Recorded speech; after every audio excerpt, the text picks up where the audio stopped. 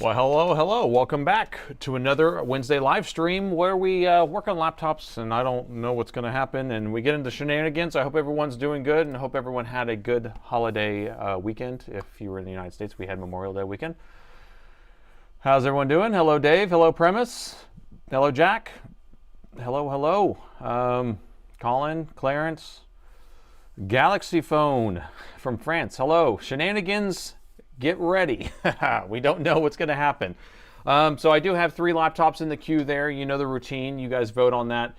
I think they are up and going on both platforms. Yes. So we have about 8 minutes left on for the voting of the laptops.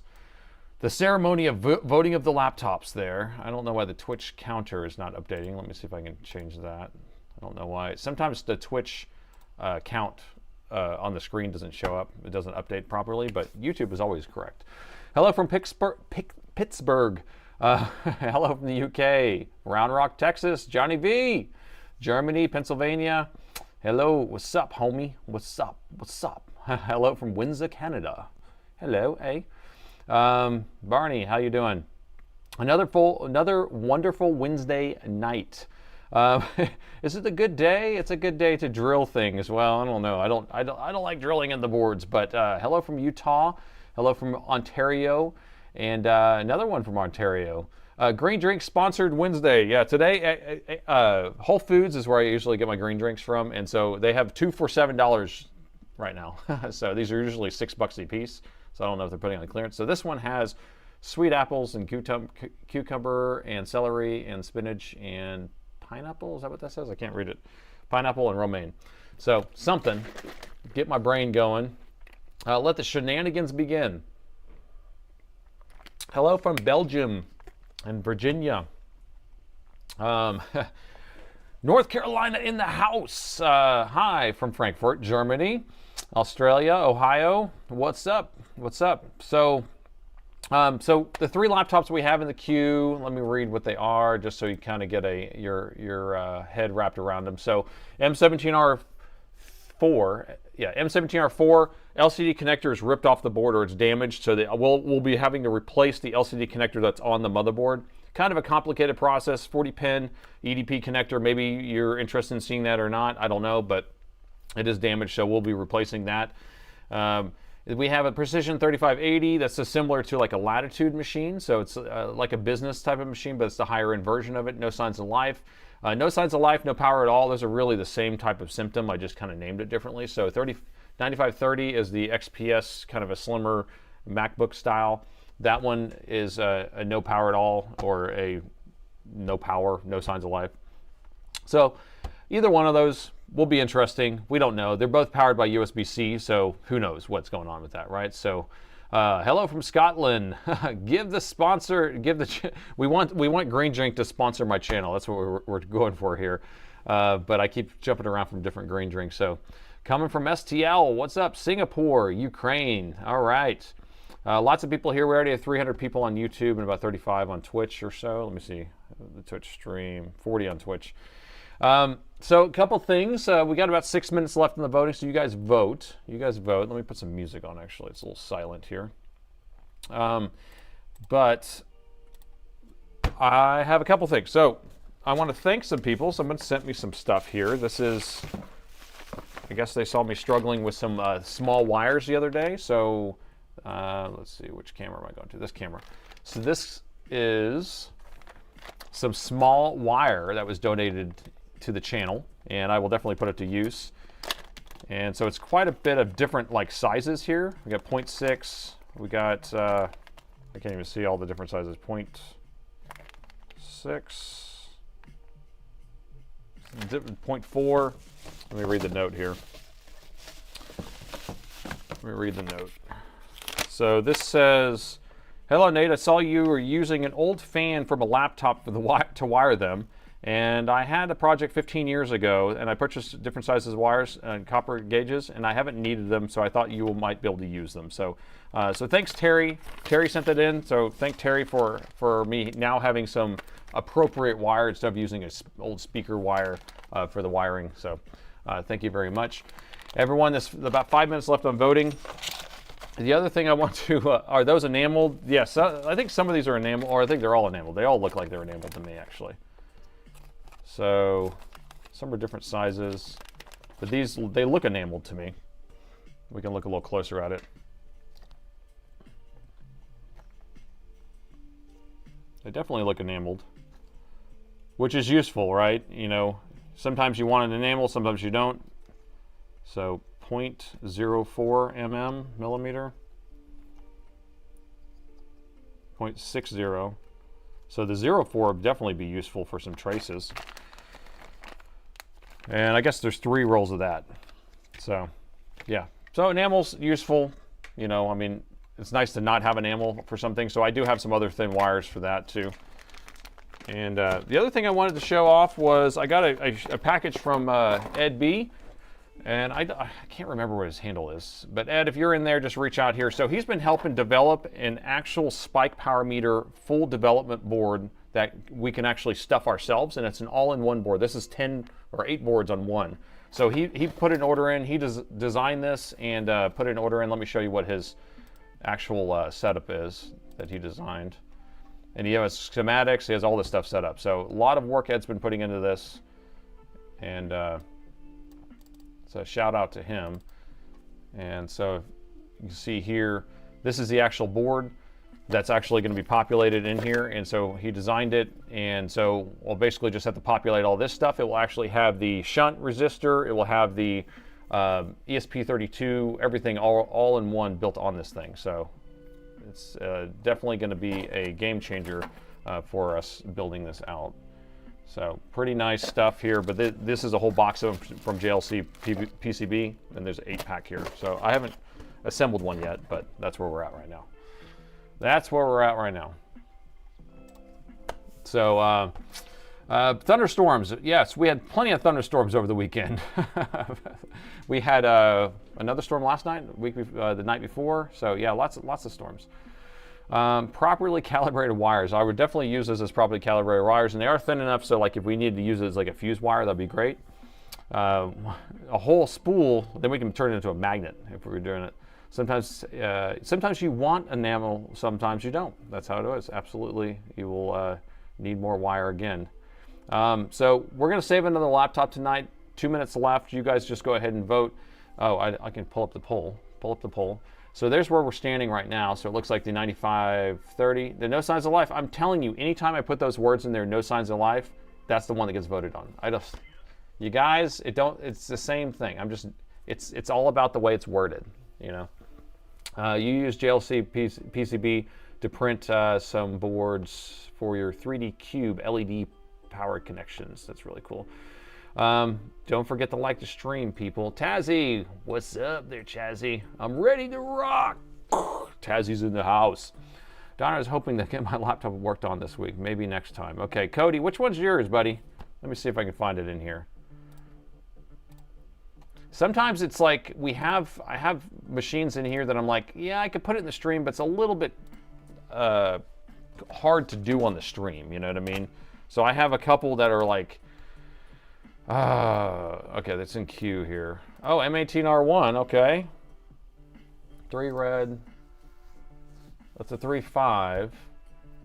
Was shipped. Oh, you didn't put it under the film. Cody, it goes underneath the film in the box. We have a note here that's rattling around the box, but that got checked in, looks like the end of last week. So, you know, if we have time, we can get to that. It's not going to be, it's probably just in our regular queue right now. Santa Claus, 50. Man, hello from northern Norway at my cabin in the woods, off grid with solar, 4 to 5 grams, 1 kilometer from Russia. That sounds incredible. Oh my gosh.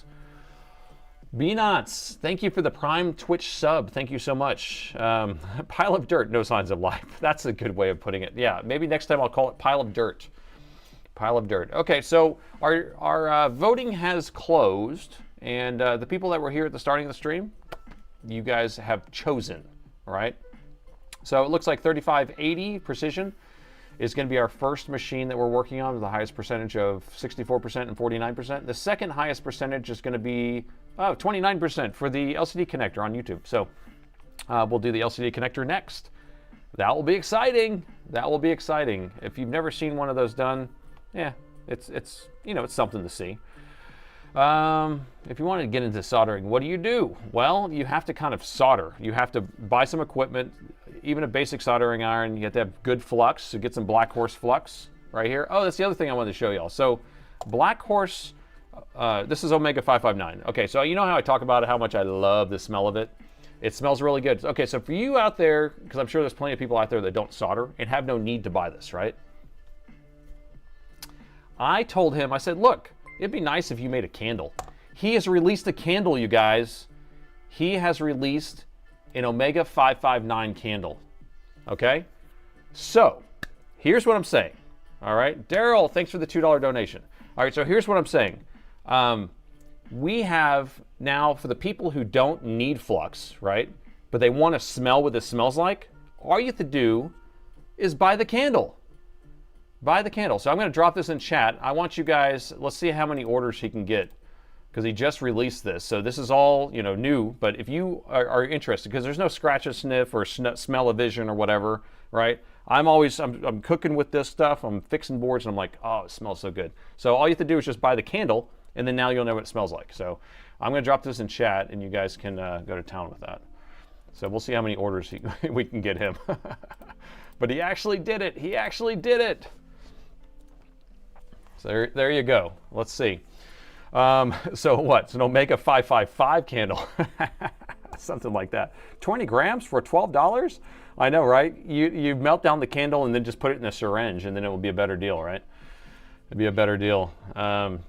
So that is good. I'm gonna fix my camera here. Oh, yeah, he still needs to do the bacon flavored one. I'm gonna reset this camera because it's a little choppy. Give me a second here. See if that's better. Looks a little bit better. Anyway, all right, so that's where we're at. And I got one more thing I want to adjust before we start, because my chat sometimes looks a little compressed. What about shipping? Is that what you're asking about? Shipping, what does it say? Can we not even add the cart right now? Oh, it doesn't even have add the cart. Wait a minute, what's going on here? So is it not in stock yet? Uh-oh, Raph, what are you doing, buddy? Uh-oh, someone needs to tell him that nobody can buy it. Unless y'all just bought it out just now. That's funny, okay. Anyway, I don't know. That's all I know. So I can't believe. What was I doing? Oh, I was gonna fix my chat. Let me fix my chat. It's probably not in stock yet. You're sending him a message. All right, do it. Do it. We got pre-orders ready to go. I got it locked and loaded for him. Okay. Sorry, I just need to fix my chat because it gets so condensed. There's like so many words. So many words, you guys. Oh, that joke never gets old. Okay. All right, let's see. What's my wide angle doing today? Let's adjust this here. I got pants on. Actually, I have shorts on. I'm not in my boxers today. That's good. Okay. All right, we're ready. What are we working on? 3580? Let's grab that one first. Hey, Nathan in chat. Mr. BE home soon. Hey, Nate. Just for science. Show the users an ACU and a heatsink. Text me or call me and a cell number. It's a good idea. I'm at the ER myself. What? Don't be in the ER. I'll reply back in the next few days. Okay. I will reach out to you. Sorry to hear about that there, Wes. Buy at your own risk. Is that what he says on there? Does he really say buy at your own risk? Oh, so many words, so many words. Okay. Oh, show me the shirt. Okay, so today we're wearing the LLM shirt. Now this right here is, it's just the definition of what LLM means, the true definition, right? This is it's post LLM, you know, large language model, but I do have these listed on my site. They were kind of a joke. It's an inside joke. I made it up one day, but I was filming a video today and I had to wear the shirt. Had to wear the shirt. Can't tell you what the video is about, but it has to do with me banging my head on the desk and spending too much time on something and hoping I can fix it, right? Hopium, using my hopium. What's the difference between 559WT and RA? I think if you read the description, RA is what I use. So if you just want to know what I use the RA. But the WT is the Whiskey Tango formula, which I don't know if it has as long a shelf life or something like that. I think that's what it is. Are you stopping voting? Right, sorry. YouTube vote doesn't stop on its own. All right, so there we go. We got that stopped. Thank you for your reminder. Okay. Your wife will say, don't bring your work home with you. No candle. I'm wondering if she wants to know what it smells like, because I'm telling you right now, this is something to think about. So I used to use Amtech Flux all the time, the 213 and the 559, and I would come home and my kids and my wife will always say I smelled bad, like I smelled like smoky or I smelled something. Now, when I go home, I don't smell bad. Speaks for itself. I don't know. Oh, Dan has the old LLM coffee mug. Yes, there is a coffee mug too. When you drink it, you think about it. Any reason you're hooked on soldering? Wait, any reason for the hooked? Oh, hooked in soldering them. So the reason why I use a hook tip, yeah, so I've tried all sorts of different ones. This is actually comes straight and I bend it over myself. But basically I have a hook here because, and it keeps bending more and more, because then you can kind of go around the corner. Now, if I use something that's only a tip, like a straight tip, then it's hard for me to get in all the angles. So what's good about this is I can rotate it this way. I can rotate it this way. I can also use it as a flat thing here. I can use it as a flat like this, just going across there. So that's why I end up using the tip. Now, I have lots of different tips. And so like a lot of people like these flat blade ones or whatever, but I can never get that one to work very good. And then I have these really fine ones. Let me see if I can get this in focus better. I have these really fine tip ones, but it never gets hot enough on the tip, on the end. So, you know, I don't know. It's just kind of, I end up using the one that works the best. So that's why I use it. Why do you use it? Because it works the best. Candle next to the bathtub. That's what it is. Yeah, when I get home, I put my candle. So RA isn't as good. Whiskey Tango is better. Really? Okay. I have his old Whiskey Tango formula, but it didn't mix that well, so I never liked it as much. So, but I think the RA is really good. So I don't know. Prefer the hook tip I switched out mine at home. All right, so there you go. Nate, are you sneaking a pack of cigs on your way home? Right, I'm all smoky. More like a cigar or something like that. Okay, so we get going. Enough of this chatting stuff. Where's my coffee at? All right. Do you build electronic circuits? I've done electronic circuit building, not designing as much. That's why Ed B designed this one circuit board for me. I've designed it back in the day, but it's been a long time, and I don't have time for any of that stuff. So, which solder station do I have? I have it's an MX500. It's a Metcal from like 20 years ago, so it's old. It's a huge. I can't even show you, but it's a huge.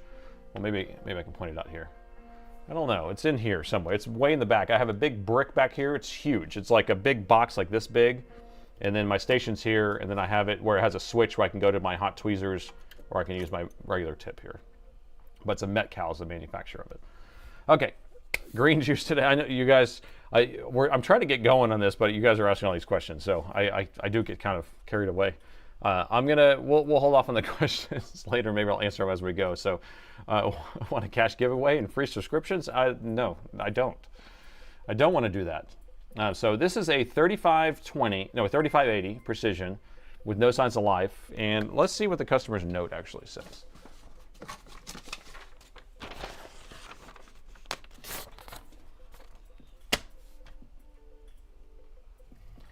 There's mods on Twitch. Yeah, Premise is over there. Sinin's over there.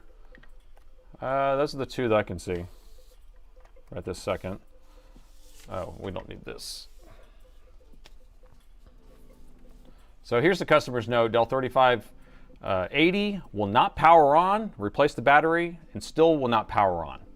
There you go. That's the information we got. So this is what we're going for, or going with, or working on, or whatever we want to say. So back to work. Intro. Y'all ready for the intro? we're going to spice it up. I always do the note first, kind of get an idea. Then it also gets my brain going on what I'm going to say, because I have no idea what I'm going to say. So, all right. All right, new day and another laptop that needs to be saved. And this time we have a Precision 3580. Now this one was sent in. They said that it has no signs of life, does not power on. They even changed out the battery, still does not power on. But so I haven't taken a look at this yet. Let's take a look together and see if we can get this figured out. I was going to say something else, but I can't remember, so I just kind of moved on. So when we have a system that won't power on, it could be something very easy or straightforward, or something kind of difficult, but we don't know, right? So we're going to start out seeing if it powers on right now. We open the lid, nothing happened, obviously. We're going to press the power button, see if it gets any keyboard lights or anything like that.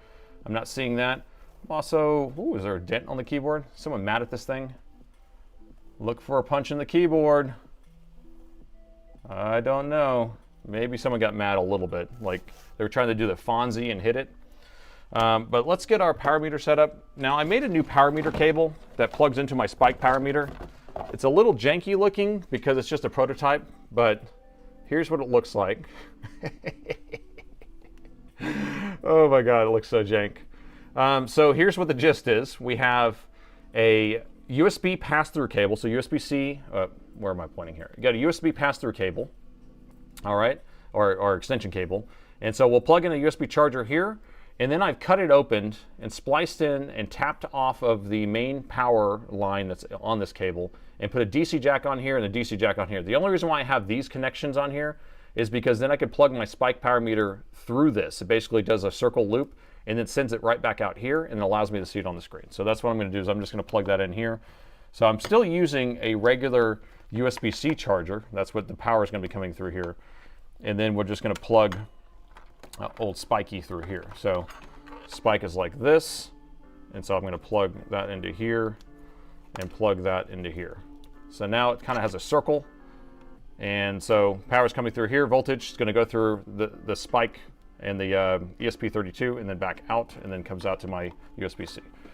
I know it looks jank or sus or whatever y'all want to call it, but we at least have power meter here, and we can turn on our chart. We can reset the power meter. And now we have something that we can see. All right, so I'm going to plug it in. All right, so I plugged it in, nothing happened. Nothing happened at all.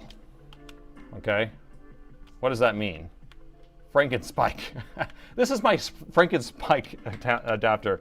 All right, so nothing's happening at all. Does that mean that it's actually working? So here's what we're going to do. Let me grab a motherboard out of here. Let's just grab this motherboard right here. I'm just going to plug it in here and see what this motherboard does. Okay, 5 volts negotiates up to 20 volts. So we know it's working, right? So it's not my dodginess of the cord. It's the fact that this machine is not accepting any power at all. All right? So we're staying at 0. Now, and I flipped it over because these things are symmetrical, right? There's 24 pins. And so you can flip the connector over, and sometimes you'll have it work one direction but not the other. But it's not working in any direction in all 4 combinations. Okay, we only have 2 USB-C ports on here. I believe. So 2 USB-C charging ports there. And then we have no barrel jack. We just have these ports here. So that's all it is. I think this 3580 is like a Latitude 5500 maybe?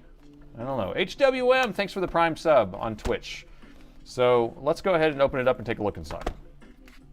I still have a screw bend here from another repair I was working on. I'll put that over there. I guess no signs of life then. I guess I nailed it. I guess that's it. Free energy, 0. 0 volts, 0, 0. So try another port. So I tried all the ports. There ain't no ports left. PMIC. Okay, so premise is he's using his premonition, and looks like the power management chip or the PD controller is what he's guessing. Looks like we have only a couple more subscriptions to hit our goal over there on Twitch. If y'all want to help out over there and see if we can hit our goal for the night on Twitch. All right. Remember, you can use your Prime, your Amazon Prime. It doesn't cost you anything. It's just supports the channel. Franken cable. There you go. That would be funny if I actually named it the Franken cable adapter. But my goal is like, I'm starting to think it through where I can basically have it set up where I have a USB-C out and the regular barrel jack out. And then you might have to use both plug. I don't know. I have to think about how it is. Dell is better than HP in terms. A lot of them are made in the same factory, so I don't know. To me, all those types of laptops are the same. They're all Compal, right? Or most of them are. Then you got Winstone and different things like that. But if it's a Compal laptop, they've made the motherboard. They're the ODM. To me, it's the same quality. I don't know. All right, and the bottom is off. So let's take a quick look around. Okay, first thing I see, the battery is inferior. It looks like it's a fake battery. So is it real or is it fake? So first off, when I'm looking at a battery, if I don't see a serial number sticker on it, that usually is indicative of a fake battery. I can also tell that Tazzy just gifted 5 subs. Old Tazzy Chopper. Thank you there, Taz. You are a big helper. You helped out immediately. So Gallo and Kay and Slasher and Silent and Sleepy all got gifted tier 1 subs over there on Twitch. And so you no longer have to sit through any commercials for this 30 days. So appreciate that. Thank you there. Thank you so much there, Tazzy. 2x repair fees for knockoff battery. Yeah, I almost put this, I have a different repair that the customer installed an aftermarket battery. They corrupted the EC chip, and they also it doesn't run off of a battery anymore, or it doesn't recognize batteries. VD just gifted 5 subs also. Look at that. Wow, I appreciate that. So it looks like C137, Shogun, and Coastal White Noise and Pretzomo just got gifted tier 1 subs. So no commercials for you, and it definitely helps me out. Thank you so much, guys, for those gifted subs. That's very nice of you. Dog, hello. So is the battery full of sand? That's basically what right. So they're weighing it down. So a lot of times these aftermarket batteries, they're made of inferior products. They don't last as long. They're not made by like a real. They don't have real cells in there like a Sanyo or Panasonic or Samsung or something like that. And so what ends up happening is they have a power management board or a BMS, battery management system board, in there that doesn't communicate properly with the system, doesn't shut off properly, and so you'll end up causing issues with the board or the EC chip, but you'll also have puffy cells eventually or pretty quickly. Anyway, so we have an aftermarket battery here. It could be the cause or a symptom, who knows? But their note says they replaced the battery as one of their things they wanted to try. So I'm gonna unplug that. When we unplug a battery, we gotta flick it. Gotta flick it. Love the community. Thank you so much there, VD. I appreciate your support there. Damn, people making me feel poor for all these gifted things. All right, so the USB ports are on this side. We have 2 USB-C ports. They're going to come in. There's a PD controller and maybe a PD controller for each port, or a PD stands for power delivery, by the way. So a USB-C, a lot of times USB-C is actually just a plug, right? But you can have it where you have Thunderbolt over USB-C. You can have USB 3.0, 3.2 or whatever over USB-C. And then you also have PD over USB, which is the power delivery function of it, which allows it to charge or even charge back. Jay, thanks for that Twitch Prime sub. Thank you so much for that. So we could have an issue with that, or we could have a short on the main power rail. So whenever the PD controller is trying to fire up, it's detecting something else and then ends up turning it off or trying to prevent something from happening. And now if they replace the battery and it still doesn't power on, it usually points to some sort of short. Power management chip, which is a PMIC that Premise was talking about earlier. It could be that, but I would suspect that this battery had charge on it, so I would have turned it on. So who knows? John recommends doing a OEM battery first. Well, if I plug this in and I see voltage on it, then we will know that we don't have a short on the main power rail. I guess we could do that while we're here, while we're in the vicinity. And let me know if the meter's working. It looks like it is working here. So let's just check. Now, Dell batteries do not turn on unless you have it plugged into the board. They have a communication line. So they basically have 3 negatives, 3 positives. They have a data clock. You can see the data and clock. And then they'll have an is present, which ties to ground. And so when you tie this to ground, then the battery will say, hey, I'm plugged into a machine, and allow the voltage to flow. And so I'm just going to measure the outer pins here, and this should give us our voltage. 0.03 volts, 0.03 volts. So either the battery's dead or the system is telling it to shut off, or the battery is being told to shut. Yeah, I guess, I don't know, one of the two. Or it just could be under voltage, and so it's telling it to turn off. Now, if we were Soren over there at the laptop repair school YouTube channel, we would push some current into it. We could push some current right into it. But I want to unplug this. We're going to go around and just measure and make sure we don't have a short on the main power rail or short on any power rail first. So that's where we're going to start. So when we're looking at motherboards and you're trying to figure out where is something, where to look for shorts, the first thing you want to eye is all the big inductors here. These are coils. There's going to be outputs of power supplies or power rails, okay? So you're going to have your main power rail, and then you're going to take that main power rail and convert it into all these other power rails. So cool breeze, another Wednesday, another live stream. I haven't taken a look at this one yet. All right, that's right. I don't look at them first. This is definitely going in cold, definitely going in blind. We're figuring out this together, because what fun is that if I already knew the answer, right? So appreciate that, cool breeze. All right, so on this machine we have 20 volts. It produces, so that's going to be the input voltage, and then we're going to produce a main power rail, which is going to be lower than that. The gaming laptops will stay at 20 volts for the main power rail. This one's going to be 12.6 or 13 volts, somewhere around there. Usually it's battery voltage. Let me see what battery voltage is on this. So battery voltage is 11.4, so 11.4 is 12.6 fully charged, so we're going to be around 12.6 to 13 volts is going to be the main power rail. And then it's going to take that main power rail and then produce all the other voltages, 5 volts, 3.3, 1.8, 1.05, 1.2. If it's, yeah, it's DDR5, so it's just 5 volts. So it just depends on which machine it is. So I usually will kind of start with just measuring those guys. So we go into continuity mode, and where I can touch my probes together and they beep. And we'll just start poking around. And I need a good ground. Here we go. Here's a good ground. So is that shorted? Nope.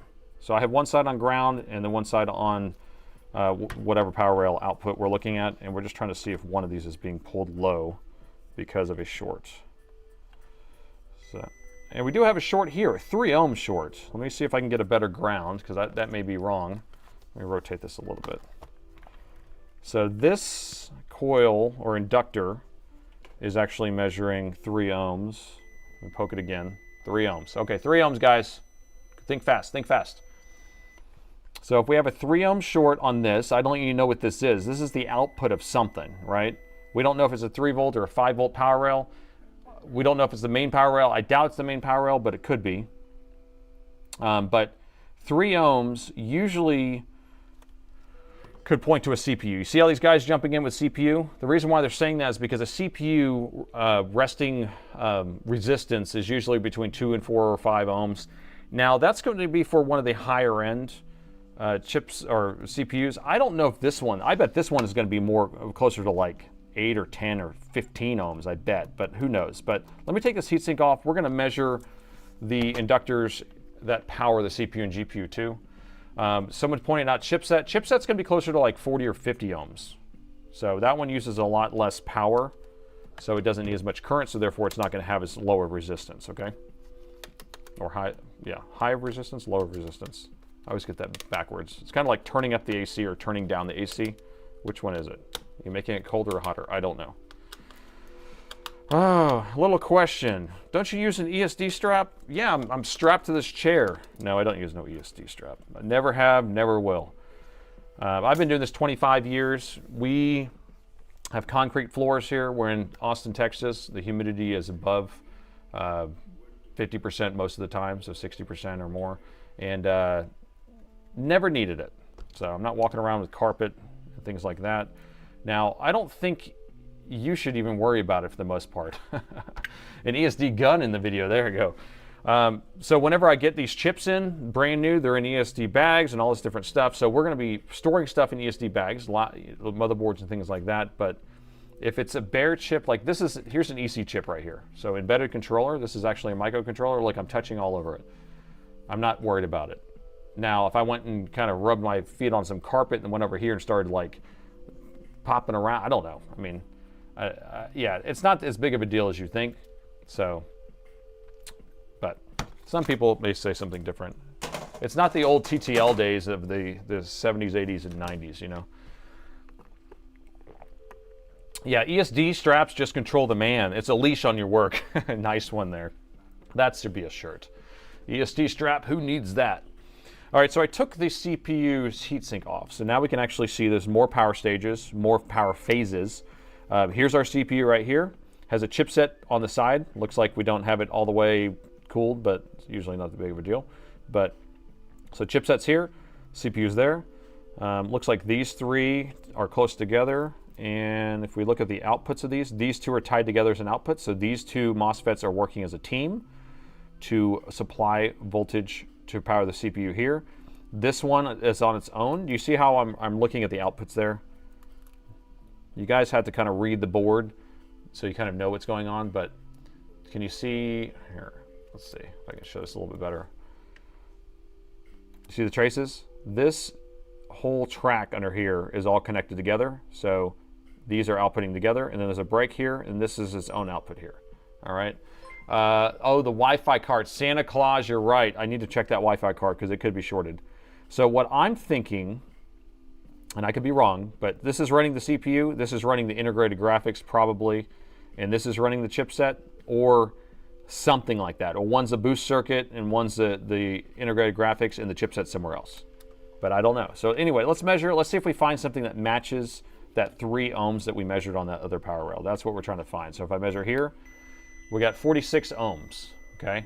It's not a super high-end CPU, so we're gonna have a higher number there. So those are together, and then this one's on its own, 24 ohms, and then this one's on its own, and it's probably even higher than that. Look at that, it's even higher than 50 ohms. So that may be the chipset even. Yep, so none of those are measuring the same value as this 3 ohm short over here. But what about these guys? I don't know what those go to. Those are here's the GPU, discrete graphics, and these may go to the GPU. This may go to the VRAM. I don't know. VRAM needs power, the GPU needs power. Usually you have multiple phases for a GPU, and you'll have one phase for the VRAM. So it has DDR5 RAM, it sure does. That's in there, so we could check on that too. This one's not shorted or measuring that same value. This one is 0.3, and this one's 0.3. These are probably outputting together. And if this is powering the CPU, 0.3 is perfectly fine, guys, okay? I don't want you to get scared. I don't want you to look at it and go, well, my CPU is shorted because it's 0.3 or 0.4. That's normal. That's normal. So don't worry about that. CPUs have very low resistance. So this is the one that we're dealing with here. Let's see. It's electrifying. So 3 ohms. So we're going to end up injecting some voltage in there. 3 ohms is kind of high for us to inject voltage on, but we're going to do some physical inspection because it could just be this chip is bad right here. If we measure around here. So not shorted there. That's ground on that side. That's our 3 ohm short. Not shorted there. And then, oh, where's our, we didn't find that yet. So here's our Thunderbolt or our USB 3.0s, whatever they are. I think those are Thunderbolt. We have a crystal for each one, but those may be our USB 3.0s. Oh yeah, we need to take our RAM out. That's what you were saying. Let's do that. So a lot of times these RAM sticks will be bad, so I'm going to take those out of the picture. Because I don't know what that goes to.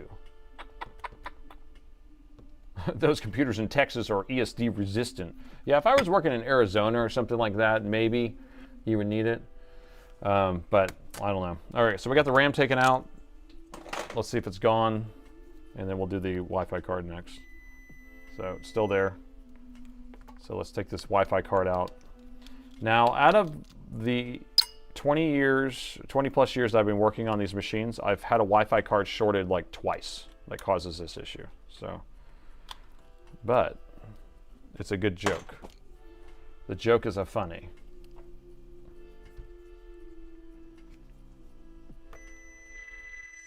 Bell that, lead. What am I missing? Oh, dark chip to the right of the GPU. Okay, let's look at that.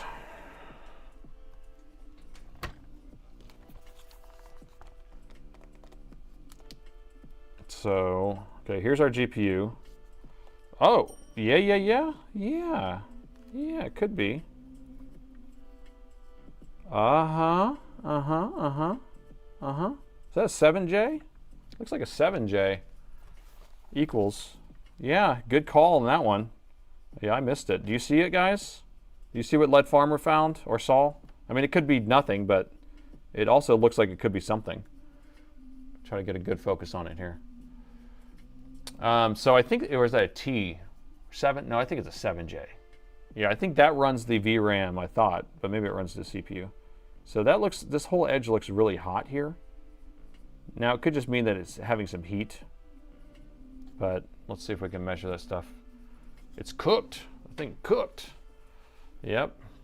The Rich Tech. And guess what, Led?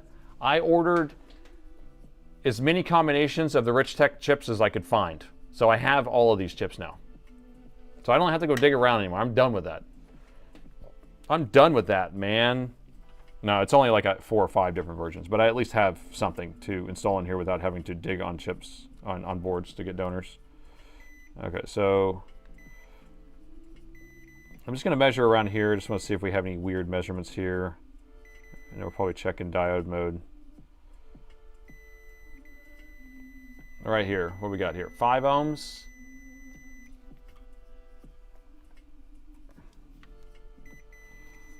Why can't this focus on me, please?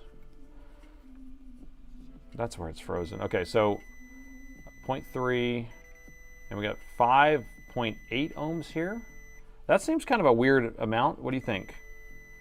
5 ohms there, 3 ohms. There's a 3 ohmer. Okay, so now we're going to check to see if this 3 ohms matches over here. So I'm going to come over to this one that's we're showing shorted. Where's it at? There you are. Let's see if this is 0. Okay, here we go. Is this going to be 0? It's 0. That's it. Lead Farmer. Okay, shout out Lead Farmer. Shout out Lead Farmer on this one. So this power rail ties directly right here where my probe is, and comes through this resistor, and then comes over here, and apparently this is being pulled low. Okay, now I figured that out by just kind of, you know, toning it out and then figuring out if what resistance, because we had something, oh, like here's something 3 ohms. Okay, well, so it's 3. Now let's just measure from that point to the other point, and if we have 0, then we mean it's the same one, right? So it's 0. So it's perfect. Okay, does that make sense to everyone? Because I don't want to, like, you know, when we're measuring things, we're measuring them to ground. So we're setting ground as our reference, and then we're measuring them to ground. Okay, so we're getting 3 ohms to ground. But then once we found something that measured 3 ohms to ground, then we measured from that 3 ohms to the other 3 ohms to see if that point was connected together. And since we got 0, and I call that 0, my probes are about 0.1, somewhere around there, so we call that 0, then that means that they're connected together. They're married. They're married. It's like marriage. Has no start and has no end. Oh, that's a circle, actually. Circle. That's the ring, right? What was that? Chuck and Lori, or what was that Chuck and Larry? I think that's the movie that had that in there, where it was like, it's like a ring. It has no circle. It's a circle. It has no start and has no end. Oh, ridiculous. Okay, so I think that chip is probably shorted. We think that that's probably our culprit. Now, shall we play the fun game of just injecting voltage and seeing if it gets hot there anyway? Should we go thermal? Should we go thermal? Going thermal. Is it burrito time? Yeah, we don't know, because this thing could be messed up. It could be unfixable. So, but we're still going to go thermal anyway. So, today we have the Flare 1 Pro set up, I think. So two thermal cameras strapped to the bottom here. So we're going to use the Flare 1 Pro. These both just plug into my cell phone, and then they output through a screen share to the computer, all right? And there it is. We can actually see the board very well with the Flare 1 Pro. That's what I like about it. So a lot of this stuff here is just going to be thermal reflections, so don't worry about that. So here is the power rail that's shorted.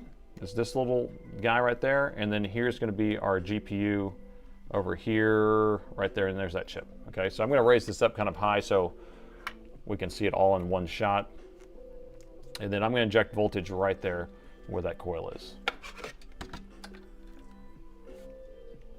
And since it's 3 ohms, we could do a volt. We could actually do a little bit more than a volt, but I'd rather just stick at a volt because 3 ohms is a lot. I would say it's a plethora. It's a lot. Because, I mean, how many volts would I have to put in just to get enough current? Need to find a good ground, though. Where's the ground at? Where's a good ground at, people? This is the ground, maybe. Okay. Got a ground. All right, so one side of my voltage injection tool is hooked to ground. The other side is going to be going to that inductor. And I don't have enough voltage to have anything happen. It's not pulling any current. So we're going to go up to 1.21 gigawatts. I'm going to go to 1.5 volts. I don't think that's too much.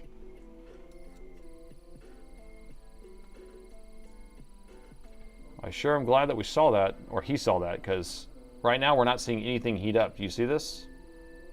You see how hard this is? You still prefer the Flare 1 Pro, even with all the reflections? So, do we know what power rail that is? Because it might help us be able to eject more. 1.5 volts is where we're at, but I'm not seeing anything get hot yet. All right, we're at 2 volts. I do see something now, right there, a little bit, but it's so faint. All right, so faint. All right, so now we're going to switch over to the Thermal Master P2 Pro. I just want to see if we can see anything, see if we see the difference, right? So now we're going to boot that one up, see what that does. You ready? All right, so here's the P2 Pro by Thermal Master. And it doesn't have as clear of an image of the laptop itself, but it's able to see the layout of where the heat is a lot easier. What did we, y'all said something here. Gary has 2 laptops in for repair. Oh, okay. Well, maybe we can look at Gary's in a little while too. All right, so keep an eye here. So this is going to be that power rail I'm injecting at, and this is going to be, the chip is going to be right around there. All right. Still don't see any heat over there.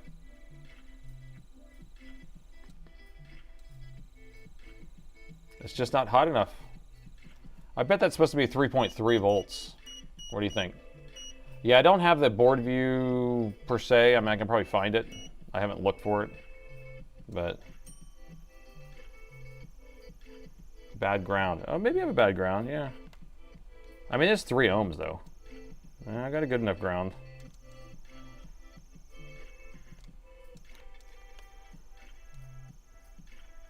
It's definitely not getting hot.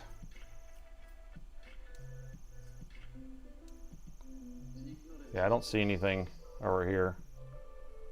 What's that? Right here.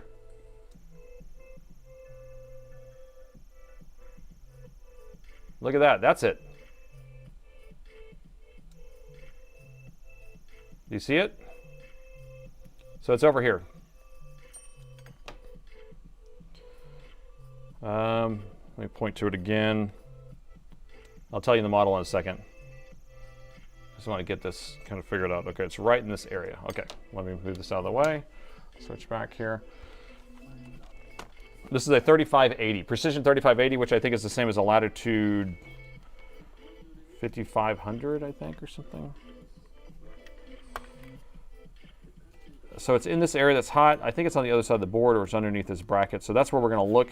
So I guess there's a short there too, something else blown. Let me see if I can get the board number. Sometimes it's under these stickers. Nope. All right, we might have to pull the board for that, or somebody else can look up what the thing is. So, do you think we have a combination of things? What do you think? Or do you think that this being different color and then that measuring that doesn't mean that it's shorted, it just means it's trying to take voltage from that power rail and it's low, so it's shorted by something else? 3580 is a 15-inch. Yes. See, the first number is the series, so it's 3000 series, and the second number is the size of the screen is 15-inch. Third number is the year it was released. Usually, this is, I don't know if this is 30. No, because this one wasn't released until 18, but it is a 15-inch. I don't have the board number on here. That's why we'll have to pull out the board maybe to get it done now. But let me see if I have a board right here that looks the same, and then we can just go with that. So these are 14-inch versions of it. Looks different. We need something that has a GPU on it, though. See how this has a GPU there? So the Latitude version won't have a GPU. So here's one that's populated that doesn't have the GPU populated. So this looks like the same board right there. There we go. Boom. Well, that was fast. All right, so this board number is a... Oh, it's not a Compal. Well, there you go. It's not a Compal. It's a South Peak 15MK blah, blah, blah. So the number is a 203102-1. Don't forget to like the stream. Yeah, the brown chip. Still don't know if the brown chip is the issue, but it could be a combination of things.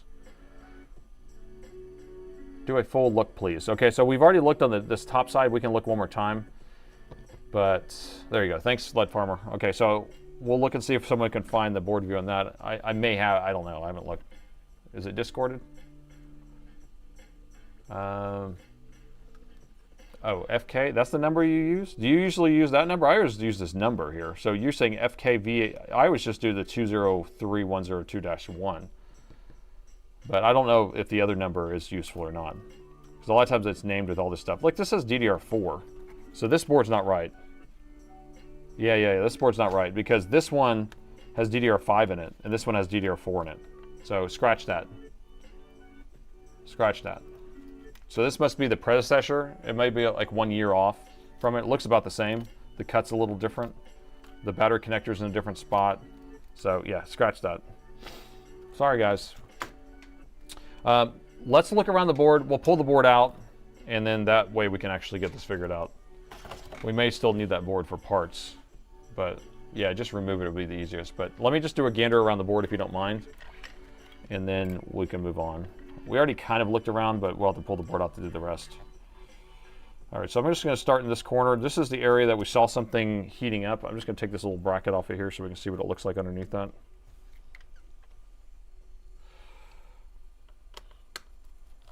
Does this thing have a middle frame? I hope it doesn't. God, I hate middle frames. Yeah, don't scratch the board. Such a beautiful board. Got any hot spots? Wait, what did you ask? Got hidden hot spots anyway. Oh, right, because we saw that chip. We don't know, I mean, because that's right, it's the side that's facing the GPU is warm, so I mean, it could just be that's getting heat from the GPU. I don't know. I could not know what I'm talking about either. I hate middle frames, people. Why are we putting middle frames in these machines still? I think it's because it makes it structurally sound, and they put 5-year warranties on this machine, or 3 years, and then you can get a 5-year warranty if you want. So if a company's making a laptop that can last 5 years, that's crazy, and they'll warranty it for 5 years. That's just nuts. So these machines are built pretty good, even though this is the 3000 series of the higher end laptop.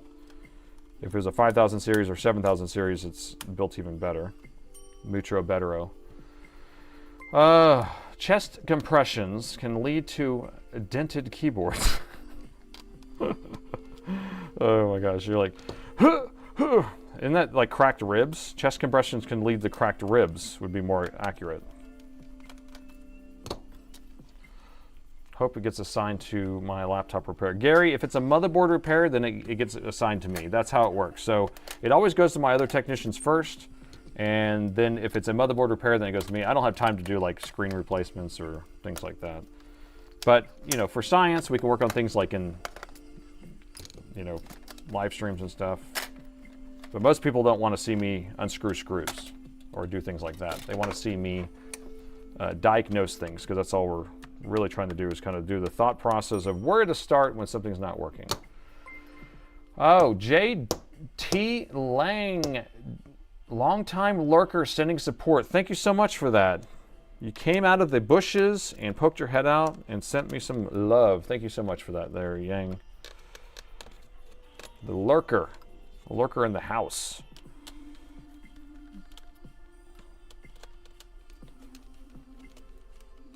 Check the base plate sticker. Well, the base plate sticker, because it's the stuff's on the other side of the board. I know it is. If you're talking about for the board number, like all of this stuff. I mean, I can give you part numbers for the palm rest and base and all that because we know what model it is. It's 3580. It's just if we're trying to get the board print, so then we can find the schematic. That's what we need. Is there a CMOS battery? There is a CMOS battery right here. That's how good they are, but it's not going to prevent this board from starting up. I mean, we can do that, and then like I'll plug in my Franken charger here. So power meter, plug it in, still no power because we still have a short here, so it's not going to be the battery. What am I looking for? Secret screw. I don't see it. Here's one. My oldest laptop in the house can now, oldest child. No, the oldest laptop can buy liquor. Purchased in 2005. Really? 2005 is now the cutoff? Whew. That's crazy. 2005. 2005. Wow. That makes me feel old. Okay, 10-pound cats can also lead to bent keyboards. Stepping on your laptop. Okay, motherboard is, hold on. All right, and the motherboard is out. All right, so now we can look at the other side of the motherboard. We can kind of figure out exactly which motherboard we're working on. And we can also try to identify if we see any chips on the other side of the board that could possibly get hot, because we did see something heating up in this area on this side of the board. So the board number is right here as follows. Got it. It's got measles. Look at all those dots. I don't know why they do that sometimes, but I think it's like telling you where you can touch the board, I guess. I don't know. I don't like how they put these brackets on here. So this is a 213 257 probably -1. That's usually how they mark those, as a -1. I don't know if this other number means anything, Led, if you think it does. Maybe. These aren't stickers. These are actually part of the board print. Or the screen printing of it. Okay, let's look over here. This is where we saw something getting hot. Is it just going to be a capacitor, guys? That'd be crazy. I marked the problem with a white dot. Santa. Okay, arches. It's a 15 RP 8L 21357. Thank you there, Premise. So if we can find we may or may not need a board view for that. Oh, here's a chipset. I mean, the EC chip, and there's the BIOS chip. There, I don't know what that is. So let's measure over here and see if we, oh look, mira, aquí. Ah, yeah. So there's another Richtech chip, and it looks like it has a dark spot in the middle too, doesn't it? I don't know, does it? I feel like it does. Let's check this one. Silk screening hides secrets. I just want to measure in this area and see if we have a short over here. Okay, we got 13 ohms right here, guys. 13 ohms on this Richtech.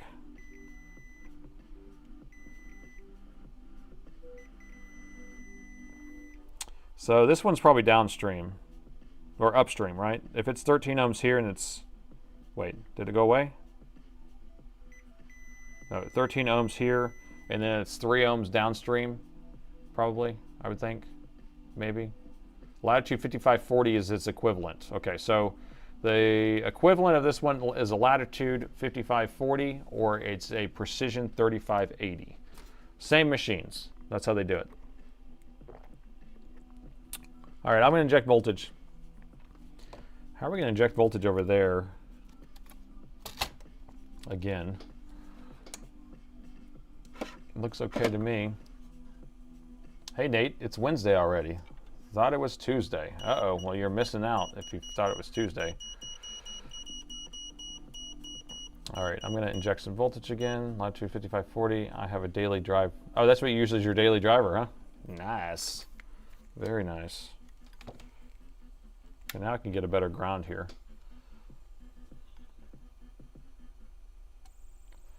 Okay, so injecting voltage. There we go. Fire. The fire is burning. So right here. Well, that's on fuego. So 66C. It's in this area. It's gonna be a capacitor, people.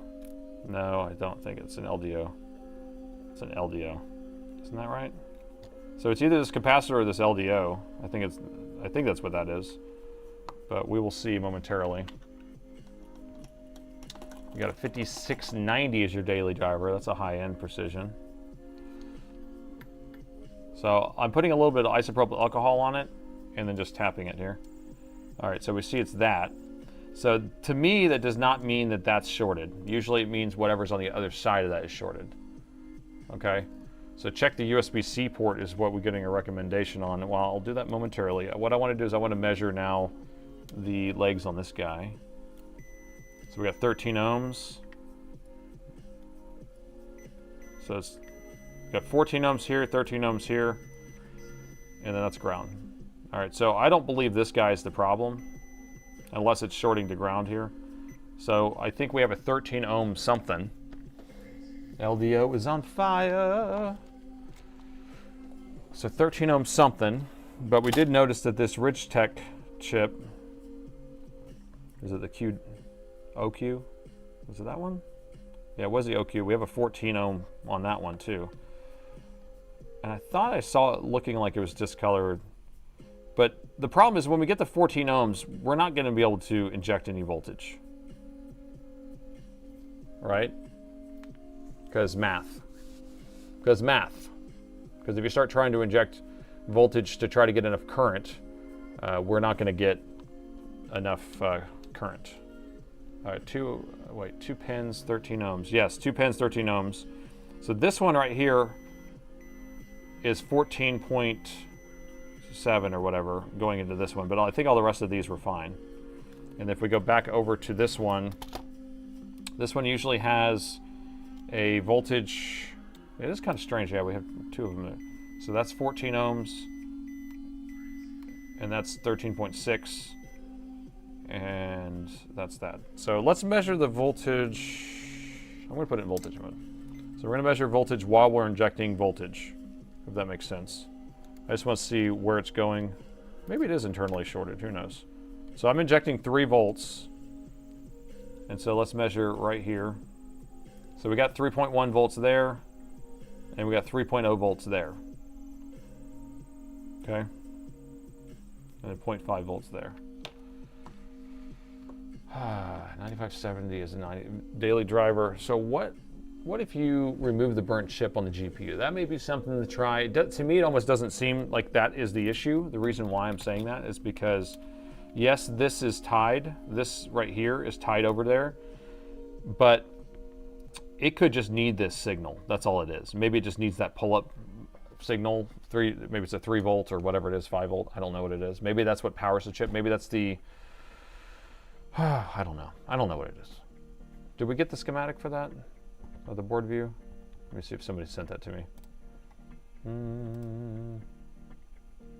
Don't see it yet, but let me check on Let's Repairs site. See if we have it there. I guess I can check inside my stuff. I doubt I have it because I don't work on very many latitudes.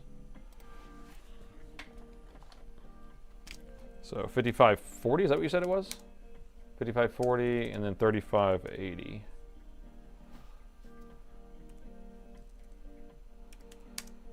So I have neither one of those. Okay, and the number was 203 something something. 213257. 257. Okay, don't have that. Okay, let's see what someone's dinging me. Ding a ding dong. Who dinged me? Oh, thanks for the number there. I don't see the ding. Oh, it was just AAB. Thank you so much for the bits there. How about removing the bad one first? Okay, let's do that. Let's do that. You know what I want to remove actually is this one over here. For some reason, this is the one I'm thinking has the issue, but what do you guys think I should do? I feel like I should remove that one, but I can remove this one if you think that this one's the one. But if it was me working on it, I probably would do the other one just because this one doesn't seem like it's doing anything. Doesn't seem like it's causing any issue. Remove the hot one. Well, the hot one is just going to isolate the two sides, I believe. So the hot one is just, it's more or less acting as a pass-through or something. So I guess we could figure out what side it's going to. It takes 2 seconds to remove this stuff, so it doesn't really matter. You are the doctor. You're going to listen to me, right? Am I the person who's supposed to know all this stuff? I don't know what I'm talking about. Check the USB ports. I don't know how I'm supposed to check the USB port. Do you want to look down one, go down in it? We'll look down in it. So physically, the USB ports feel good when I was plugging them in, and then they look good too. So, and the thing is they're going to be isolated. So there's really no way that these are tying straight to the board in the way that we're looking. So the only other way is like if we have a chip that's blown that ties right to it, which I haven't actually found the PD controller on this thing yet. Is it that prick, as Soren would say? Look at that. It's that TPS 6994 BF. What a BF. So that little prick is a BGA package, and those things are a pain because you have to get it programmed. And so we'll have to steal it from a board that has it programmed. But Soren calls those little pricks. All right, so I'm fine. We'll move this. We'll take this one off. That will at least isolate which side is what. So let's do that. Because we don't know if it's coming in through here, going out there, or vice versa. Looking good, Billy Ray. Feeling good, Lewis. You said it. You said it. You nailed it. At least somebody knows what I'm talking about. I'm going to melt this plastic. There's nothing I can do about it. Maybe I can get some Kapton tape there, but I don't wanna. Don't wanna. USB ports. You noticed me. You noticed me. I do notice you, but sometimes I have to go by the collective here. It's always the BQ chip. It's a little prick, isn't it? All right, let's see if this helps protect that plastic from melting. I don't think it will, but we will see. No free board views. Okay, so we don't have a board view for it. So we don't know where things are going. It's all going to be, we're going to use our intuitive skills of trying to figure out where things are going. Like we're still melting that anyway, but we're going to do what we can do. Here, I'm going to add some soda. Shield. We can put a shield over it. Here we go. Yeah, put a little shield right there. A little happy little shield. Okay, there's a shield there. I'm going to add a little bit of fresh solder to it, and that will help it melt slowly. Educated guesswork. Yeah, and sometimes you're just kind of like trying to collect clues because you're like on your way there. In general, I don't take off chips to figure out which side things are on because I can kind of figure it out as I go, but this one may be something a little bit more. I don't think it's this chip because every single time it's one of these are having a heating issue, it's never this chip, ever. I don't know if it's ever been this chip for me. So, like here's our hook chip, our hook tip in business right there. See, it's getting down in there. Why do I have it? That's why. You just saw it. You just saw it work. Shields up. All right, look, it even has a little clasp I can put it in. So I'm just going to hook that in there like that. We put a little bit of regular leaded solder on there, which will help it melt a little faster. It's not low melt, it's just lower melt. Do you smell the flux? Do we have smell-o-vision out, anyone? Oh, you know what? That's what everyone should do. So when I'm sitting here fluxing up and I'm cooking this, you have to light your candle. That's what it is. So whenever the stream is on, I'm going to say, candles on, everyone, and everyone lights their candle, and then you can smell exactly what I'm smelling. Do you smell what I'm talking about? Sounds pretty good. Oh, it's been in this area 41 for so long. Area 51 in August. Okay, let's see. Get out of there. Trying to get that where it's not touching together. One more little, there we go. Okay, so who thinks it's that chip? Who thinks it's that chip? I think we have people in the audience. Smell the tree car scented. It smells way better than that, than the car Christmas tree thing. I just farted in the honor of your smell. Nope, nope, nope. So a lot of people, okay, so we got David thinks it's that chip. So, sorry about that. Whew, that stuff's good. All right, so I'm just gonna measure first. We're in continuity mode. So I'm gonna measure on this side. And we got 74 ohms, 73, 70. And it's moving around. The board's a little hot, so can't blame it. Is this side open? Is it that chip? No. There's ground. This is ground. Let me press a little harder with my ground here. Okay, that's our ground. Wait a minute. Why is it sitting at 0? This one's at 68 ohms. Bruh. So Windstrom 213247 35. Soren's Discord. It's on Soren's Discord. Okay. Well, you know, have I joined that? I don't even know if I have joined that. Time is up. Well, best of luck. Well, thank you so much. Yeah, that's sus. Let me cool this off a little bit. So when things are hot, it's kind of hard to measure it. So, okay, I'm going to blow this. So if people have headphones on, cover your ears. Oh, of course, my overhead camera just turned off because it overheated. Let's see. Is it going to boot back up? Nope. Still overheating. All right, so we'll do this. All right, so plug your ears. Ready? I need to go reset my AC. It's really hot in here. My AC, we have air conditioning repair techs coming tomorrow because I keep getting it shutting off on me. Yeah, so Me Tom, there is a Flux flavored or smelling candle now that smells just like the Flux that I use. It smells really good. So we don't have picture. I can't believe. Here, I'm going to be right back. I just need to reset my AC because it's hot in here. The air conditioning keeps overheating, or I guess freezing up is probably what's more appropriate what it's doing. And I can't keep it on. Every time I turn it on, it kind of shuts off after a little while. So now I have to turn it off completely, let it sit, and then I'll go turn it back on in like 20 minutes.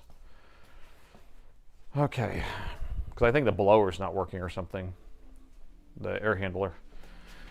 Okay, anybody in AC Tech that can drive over and fix this for me right this second? I'm sure there's plenty of AC Techs out there. All right, back to the grind. Back to the grind. AC has LLM in it. It has a blown cap.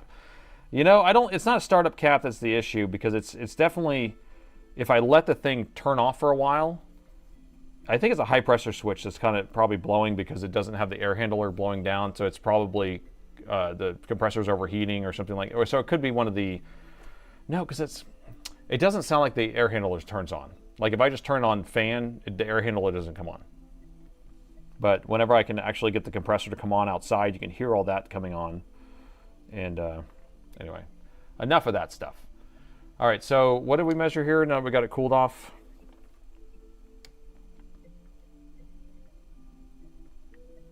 $70 ohms. I mean, that's still sus though, but it's not 13. That's weird. You know what? That's crazy if that is bad. I'm gonna go over here. This is our starting point. That would be crazy. Look at that, 70 ohms. 70 ohms is still high though. I mean low. High, low, you know what I mean? Low, high.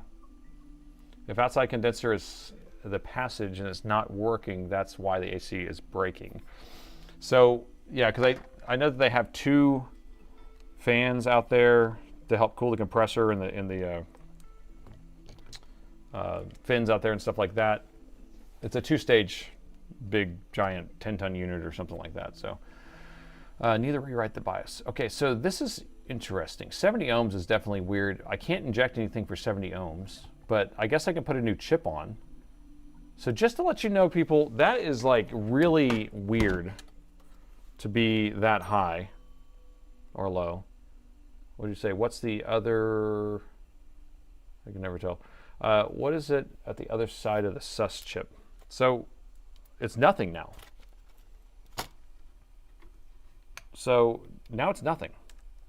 Well, I mean, I guess I can put it in resistance all the way. Let me just put it in straight resistance instead of trying to get continuity. All right, so if I measure here, this is the side that we're measuring. Okay, so before we had 13 ohms here or 14 ohms here in here, okay? So now we have 68, 70. Oh, the cooked one. Okay, yeah, we'll measure over there in a second.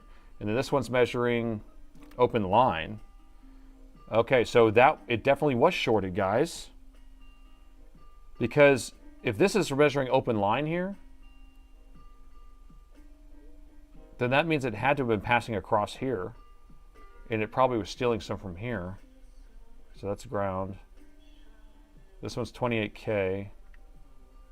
And that's 41K. Okay, so now we're going to go over to our GPU. We have the sus. This is the sus chip, the real sus chip, not the other one. The other sus chip. So this one we're measuring 68 ohms because that's what we're getting from there. And then this is 71 ohms. So maybe this chip's bad now? Maybe this is pulling it up to 68 or 70 or whatever. Let me pull this guy off now. Combination of things, put a 0 ohm resistor on it. Just jump it across with a 0. Well, let's take this off because this might be pulling this down to 70 ohms. Because before, before we had some sort of resistance drop across this or voltage drop, this is only a 2 ohm resistor too. So we had, oh, you're right, guys. Let me think about this. We had, you guys remember or not? I don't know. This was 3 on this side, and what was on the other side? 7? 12, 13? I don't remember. But it's only a 2 ohm resistor, so it should only be adding a little bit. Metal shields for all. So, got my big metal shield. We'll put that right here. And we'll just take this off. And what type of chip is it? It's a 7J. It's an L7J. Not just a 7J, just kidding. Yeah, I don't know. Is this, that'd be fun. Please don't ban. You guys, what are you doing? Just don't do things to get banned, and then you won't get banned. That's how that works.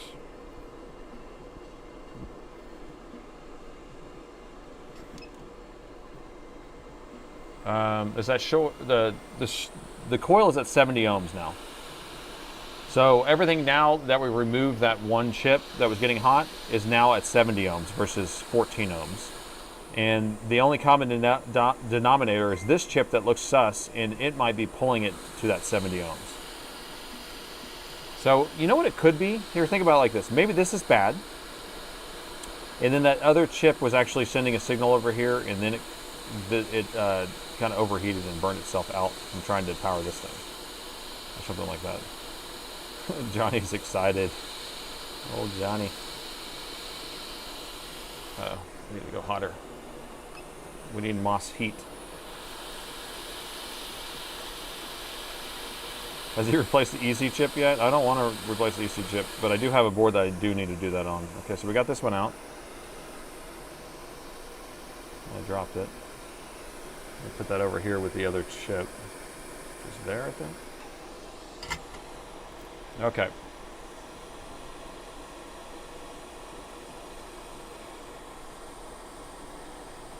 Okay.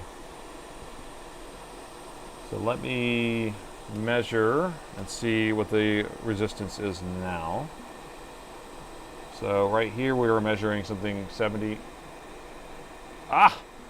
Ah! Ha, ha, ha, ha, ha, ha. Now we're in the mega ohms. Dude.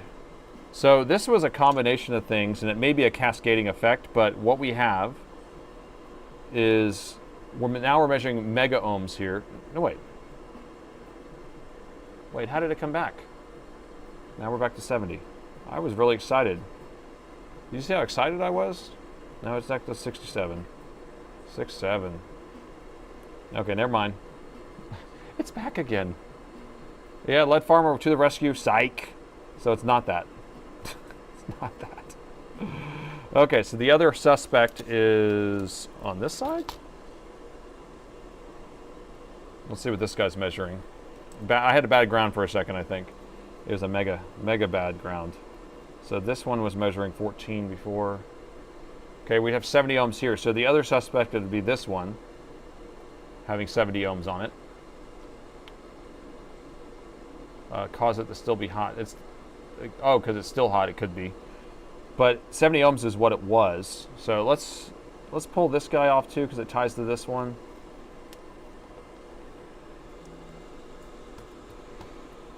Look to the right side, just below where the battery sits. Here's the battery connector. What are we talking about? What are we talking about, Willis? I don't think I measured this power rail right here. It happens. Yeah, I'm just gonna pull this guy off. I don't know. Here's our chipset. You want? I mean, our EC chip. You want to just pull the EC chip off too while we're at it? No. Is that a combination of things or cascading effect? Right. So I'm going to keep this one separate. So we just need to remember that OQ. The old OQ goes here. So don't forget. My donor board is not the exact same board, so it's not like we're going to be able to just put it all back together the way it was. Excuse me. All right. Got that off of there. I'm going to set that one over here. Okay. Pull it, put it back until it shorts again. We're going to keep off on, off on. It's called snip, snap, snip, snap. Snip, snap. All right. Is the 70 ohms gone now? 70 ohms is still there. Where is the 70 ohms going to be, people? Where's the 70 ohms coming from?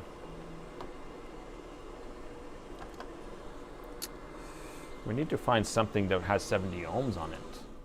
Did you rule out the Wi-Fi card yet? I certainly did, Beta. The Wi-Fi card has been removed. How are we going to find 70 ohms? Did anyone... We found the board view, but I think it's on Soren's, right? Discord? I don't know if I have his Discord in here. Do you have to be invited? I bet somebody's already on it and they can just send it to me. Well, if somebody's on Soren's Discord, it's members only. Okay, well, if one of you guys are on there and you're a member, then you can send it over to me. If we want, if you're so inclined. Where do you think that the 70 ohms is coming from? I can't inject voltage in there, people, because we need to inject like a whole bunch of voltage. But let's see if the PD controller is working now. I didn't even think about that.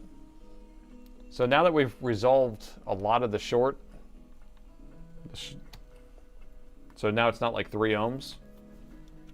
Let's plug it in and see if we're getting power on the power meter. You know what I mean? Ready? 3, 2, 1. Still nothing? Freaking kidding me, man? Like nothing, man? Pop? Well, the problem is I shouldn't be plugging, someone should have stopped me. Did you know that? Really all I was trying to do was just see if the PD controllers would do that, but if I took the Realtek's off of there, or Richtek's, I guess they were, and they were controlling MOSFETs, and you have MOSFETs just sitting there with floating gates, that's a bad thing to do. So you never want to plug those things in with those chips off of there. So luckily it never turned on. Right, people? Did you check the PD controller? Let's check the PD controller now. Maybe the PD. If it's a PD, we're going to run for the hills because I don't like this PD chip. EC chip then, right? Could be. Could be not worth spending too much more time on this. It's a dead burrito, man. All right. Okay, right here we have 36 kilo ohms. That's good. We have 1.6K. Here's our 70 ohms. 70 ohms. So it's coming from the PD controller. You're right. And that makes sense why it didn't come on, because it's detecting a 70 ohm short. We got 90K on the MOSFETs, 36K. Yeah, it's that little prick. Little prick. Oh, so do you have a voltage value on spike? No. So whenever you plug it in, it negotiates to 5 volt, or it goes to 5 volts, then it will go up to 20 volts. So I'm going to see if I can figure out a way to make it stay at 5 volts all the time. But no, when you plug it in, it will go 5 and then 20. Yeah, you called it. Premise called it. So someone just sent it on Discord. If I can find the Discord button. Did you DM me? Or is it just posted? In Dell, probably, I bet. There it is. Found it. Nailed it. All right, let me rename it and put it in the right folder. So this is a Dell Latitude 5540, right? And a Precision 3580. Okay, cut that out of here.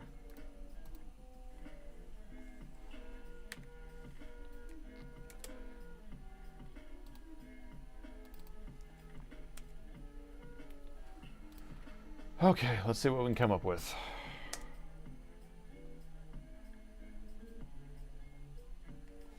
Weird. Wait, I just put it in there. Isn't that what you just sent me? 247. Okay, I got it. All right. I don't know if this is the right board view. Look at this. It doesn't look right to me.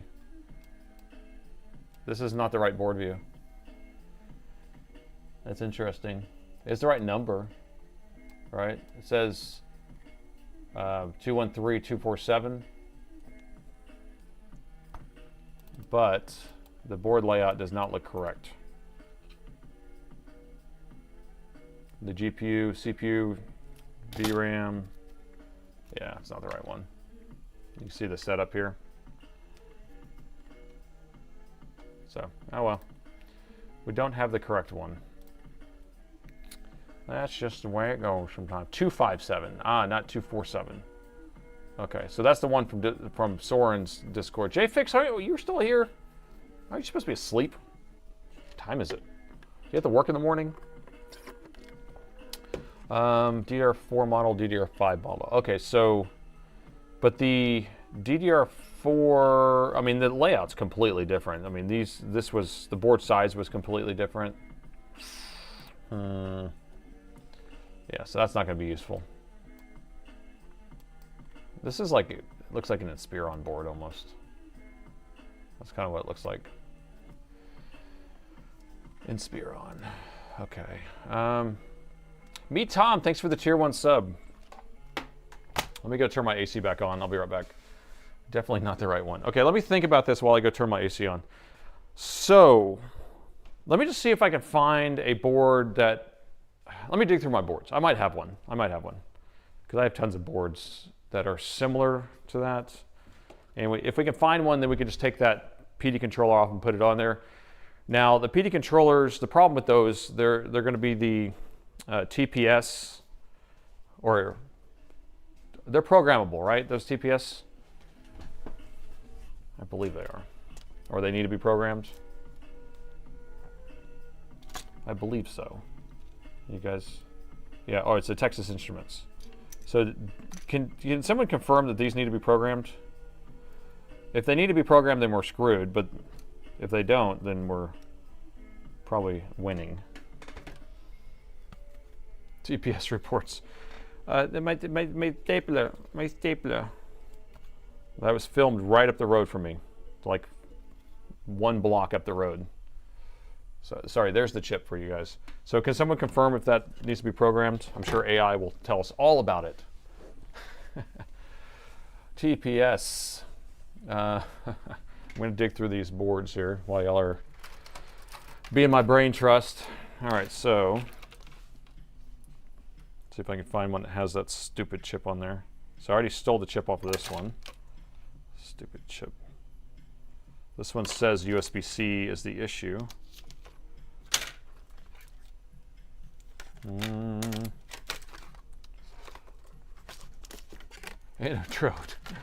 Good mic, good mic. Actually hearing the AC running. Oh, you can hear it like buzzing in the background? Oh, I could feel it. Oh, it feels so good. It's like luxury. Here's one. What we got? What we got? This is an AE, so it's not going to work because that's how they like to do it. They like to have it one letter off and then it's not the same. We need a BF. Yes, it's program required. Stupid people. Did I buy a programmer for that?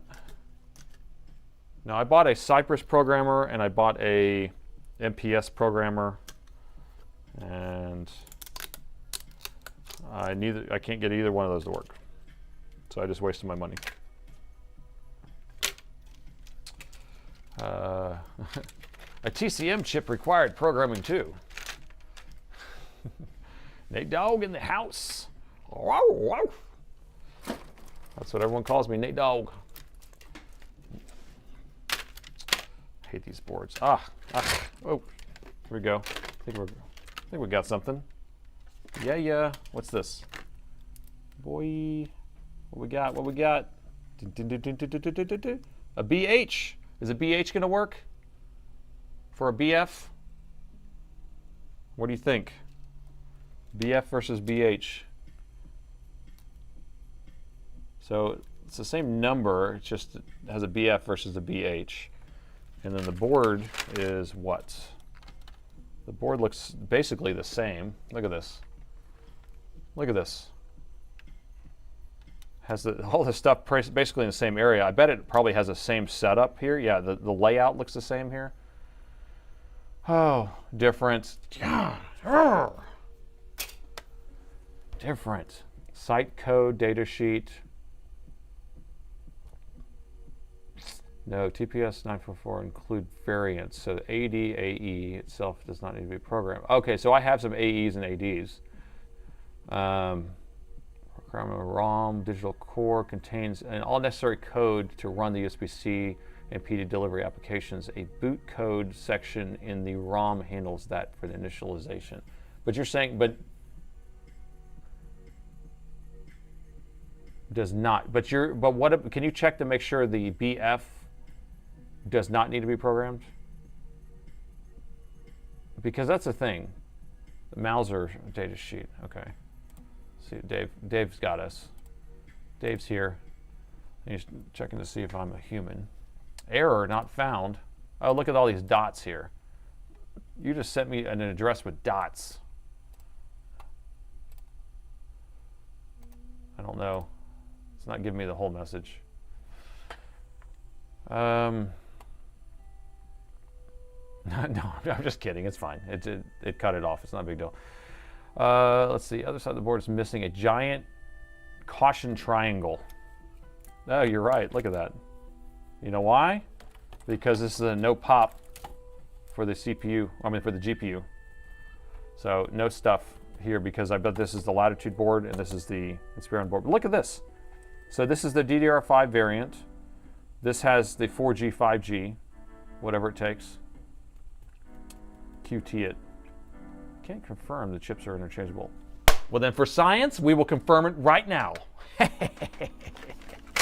No one can confirm or deny, but you know what? We are about to confirm or deny right now.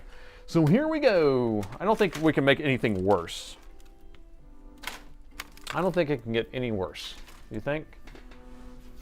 So first off, the board that we want to take this from, this is a newer board. Look, this has an Ultra chip on it, by the way. So the board we're about to steal this from has an Ultra. Look how Ultra these chips are. Look at this. Look at this. Look at all those quadrants of ultraness. And this is the one that we're trying to fix. It just has a boring CPU with chipset, and this one has like all this ultra stuff going on. So this is a newer board, newer year of the board. I don't know, but look what it says: bad USB-C. So we're going to take it off of a board that has bad USB-C. 50-50 will work. I don't know about 50-50. This board doesn't even work in the first place. Nate Dogg in the house. All right, so let's see what it not working means. So power meter, go. 0, 0. So do you think this is helping us in our quest? Okay, this one works. 520. Okay, so that one 520. What about this one? Nothing. Flip it over. You just emailed me a PDF of the PD controller. Thank you. I'll look at that. So one USB-C port's not working and the other one is on this board that we may steal the part from. And Premise just sent me something good. Or DIY Dave did, sorry. DIY Dave just sent me something real good. Let's see what it is. Oh, the real link. Okay, so here's our real link here. So this is the AE though. So the 65994 has a bunch of variants, so then we need the BF. Does this have a BF in here? There's no BF in that. BF, no. We need a BF. So that's a no. That's a no-go on that one. Let's see. Maybe I can search for it instead. So what is it? TPS 9. What was it?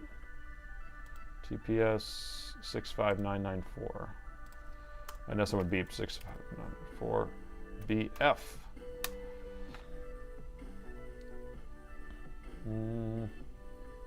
Oh, you can buy the chips. We can buy them. Here's a Texas Instrument. Let me see what you guys are saying. When I'm on that screen, I can't see what you're saying here. Okay, so according to Grok, so Grok knows all, the BF variant does not need to be programmed. So I like that. Okay, it is a later silicon version or spin of the 6994 family of the TPS AD. I have some ADs and AEs. Like others, it ships with factory programmed ROM and a digital core, no internal flash or OTP. Okay, so ask if you can interchange an AD or an AE, because I do have some of those brand new. And if it doesn't know the answer, then ask again. I'm trying to watch, but my wife keeps calling me. What the? Oh, Cody, it's okay, buddy. That's why you have to have it on the TV, and then on your phone, you chat with the phone. So the other PD has an issue on the donor board. It does, or it's a USB port has an issue. We don't know. I don't know. But if we put it on there and half of it works, then we'll know the answer. I'm not sure the right answer, but the BH is an acceptable replacement to the BF, but it's not an indirect plug-and-play swap without specific modifications. So here's what, the reason why I like the BF and the BH is because look at this, guys. Look at this. Okay, here's what I want you to see. So look at this, okay? So here's our BF. This is our board that we're working on. So MOSFET has all these chips here. Now look at this. See that? Look at that. So the setup's exactly the same.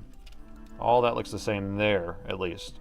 You know, there's a little bit different variants here, a different chip there, and a different variant up there, but we at least have the main stuff cooking right around there. So that's why I was thinking.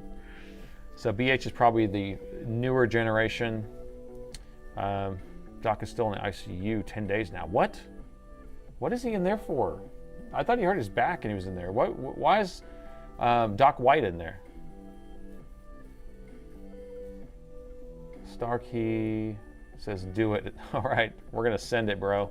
All right, that's what I say. Let's just do it. Let's just do it. So now here's what we have to do. We have to do a clean pull. We don't have to do a clean pull, but these are BGA chips. So we have ball grid array. So it's a chip that just has a bunch of balls underneath it.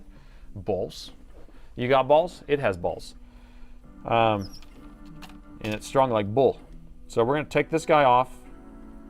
We're going to make sure our 70 ohms is gone off of here. So we had a 70 ohm short right here, right? That's causing issues everywhere. Let me make sure we still have it.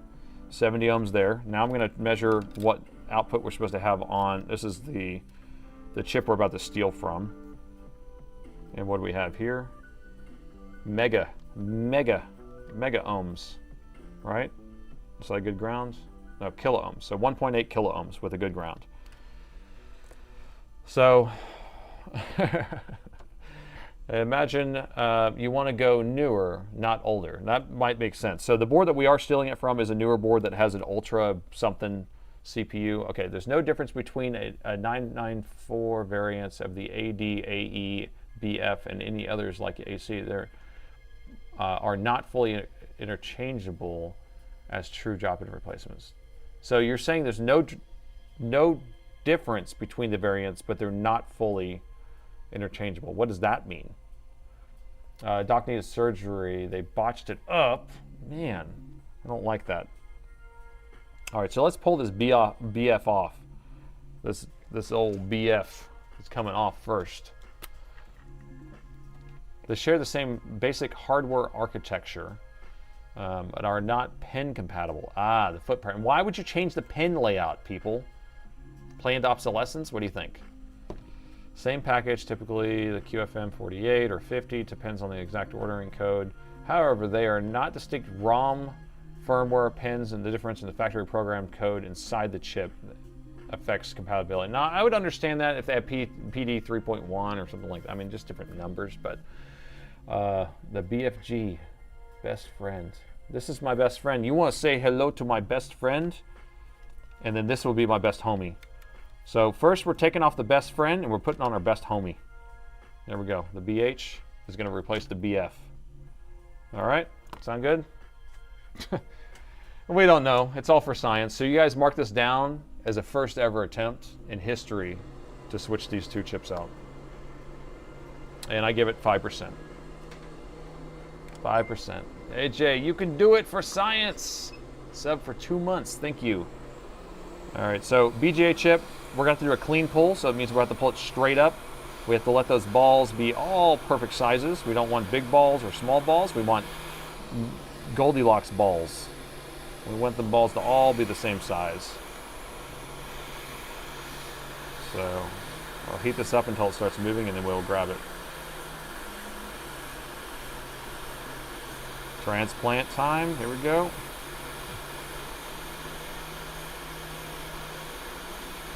We have the GPU Dominator in chat. Northwest, you here? Tony. All right, so let me pull that down. Let me get all lined up here and we'll grab it. Oh. Go straight up with it, straight up. Look at them balls. Oh, Tony there, the GPU Dominator. So if you haven't seen it, I sent a laptop over to Northwest Repair in the chat here, and he does GPU repair exclusively, but he said, I'll look at this laptop for you, and boy, did I get him good. So he ended up spending so much time trying to get this stupid laptop working, and it is working. So that is good to go, except the laptop's still here, so I have to figure out whenever the customer can pay for it, because he apparently doesn't have the money to pay for it right now. So that's no fun. Have a simple motherboard repair job. What do you charge? So regular repairs are $129. Motherboard repairs are $249. So and then if it's really fast for a motherboard repair, I'll give you a little bit of discount. But usually it's just $249 for that. So okay, I got some perfect balls. So we did perfect ball pull. It was a clean pull here. So I'm going to clean pull this. This is, so we took off our best friend and we're getting to put on our best homie, our BH. Reballed it 6 times. I can't believe you did that. Yeah, I was changing out a chipset today and I had to reball it 4 times. It drove me crazy. So I can imagine a GPU. All right, here we go. So if I can get this clean pull, it'd be nice. Now, on this board that we're taking it from, only one of the USB-C ports actually negotiates, so I don't know if it's actually within the chip itself that's causing it or what, but clean pull, yes, got it. Got it, lift it straight up, now it's ready to go. I'm gonna set it right down right on here. I'm gonna let the chip cool off a little bit because I don't want them balls to start melting and slurring around. So now we'll get it good, line that up. Now the hard part here is that because we have equal balls on both sides, you like how I say balls so many times, they tend to want to slip off and move into different areas. So I need to get this to set down just right. Let me add a little bit of flux under there. New tweezers, Eddie? Yep. I'm always opening new tweezers, and I'm not sure I like these because they're spreading a little wide. See how wide they are? And so I have to squeeze really hard, and so I end up dropping the chip. Don't forget the other chips. You're right.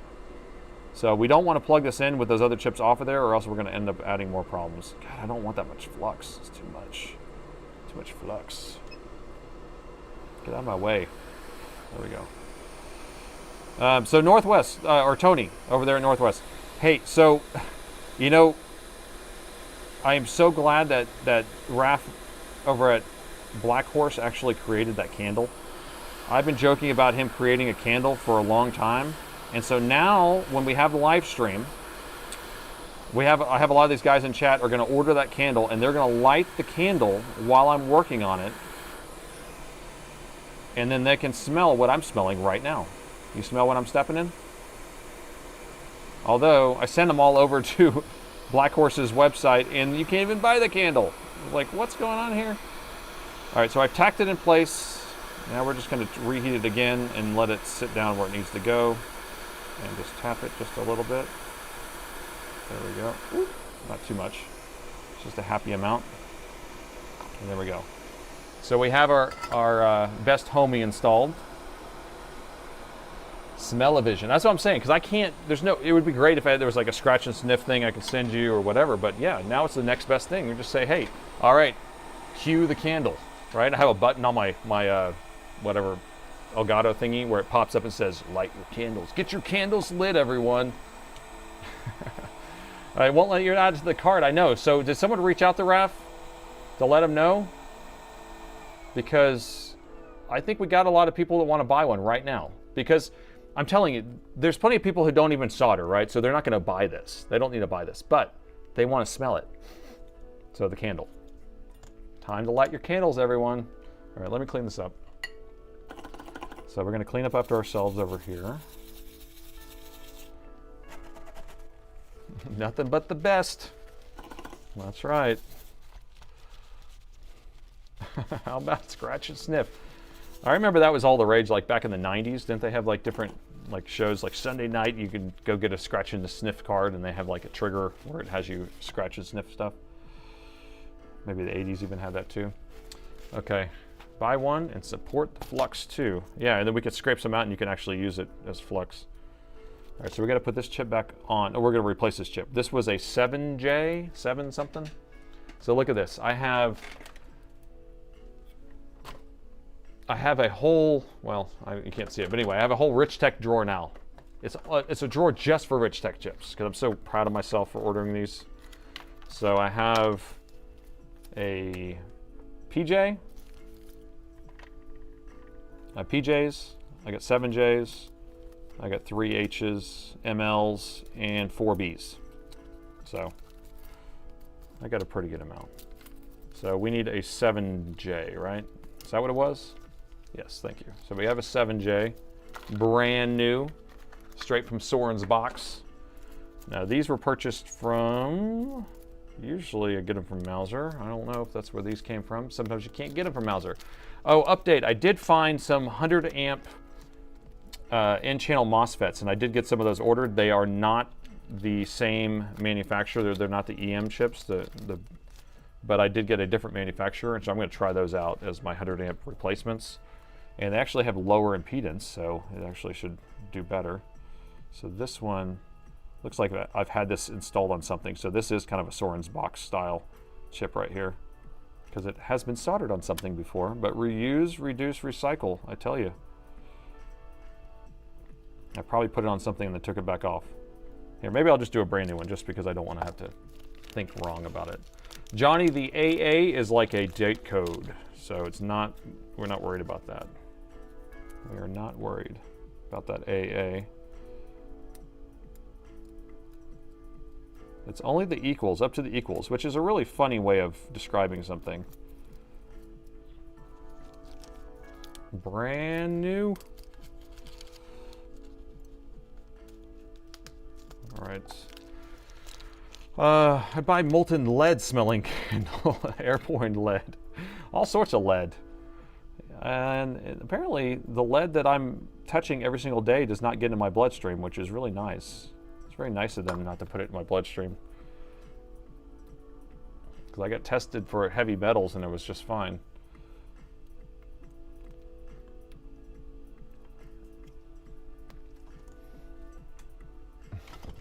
Northwest Repairs videos are the funniest.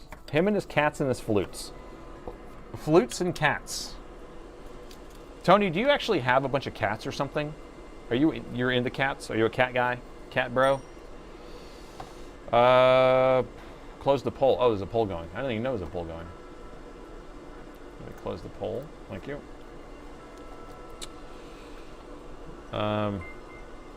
Two, thanks. You know, I was a cat person. I had 3 cats whenever I first met my wife, and then now I have 1 cat, but it's not even my cat, it's my kid's cat. So she was not a cat person. She had a dog that made my cats run away. The cats are easy. They just do whatever they're going to do, and they just do it. And they don't worry about what I'm doing. I don't worry about what they're doing. They just do their thing.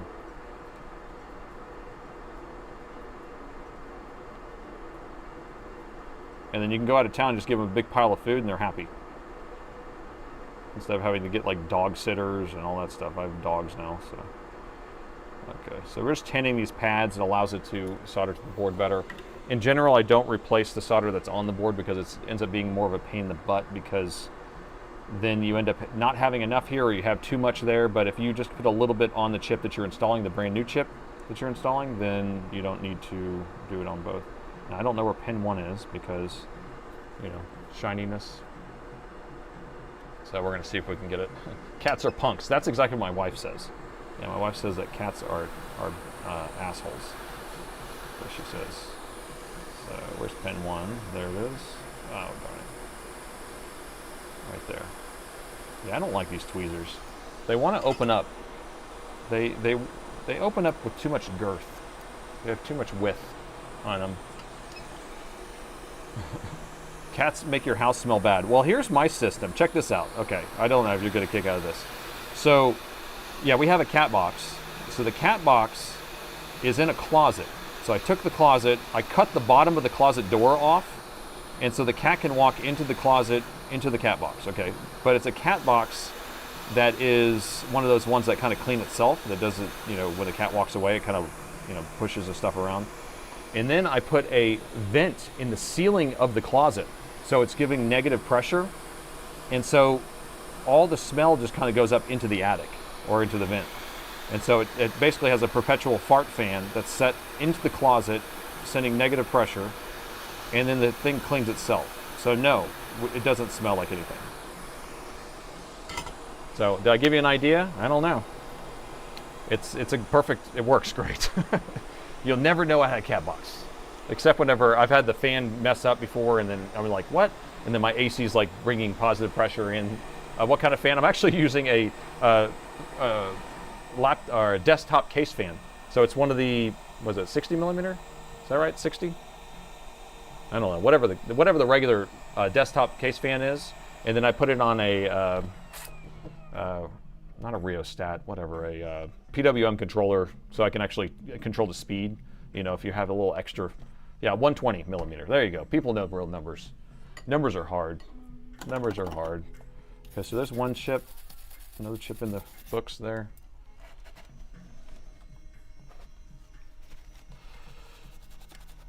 $80 millimeters. So some people say, yeah, 120 sounds more appropriate. What's 60 then? What would 60 be? Where would that go? Sounds too small.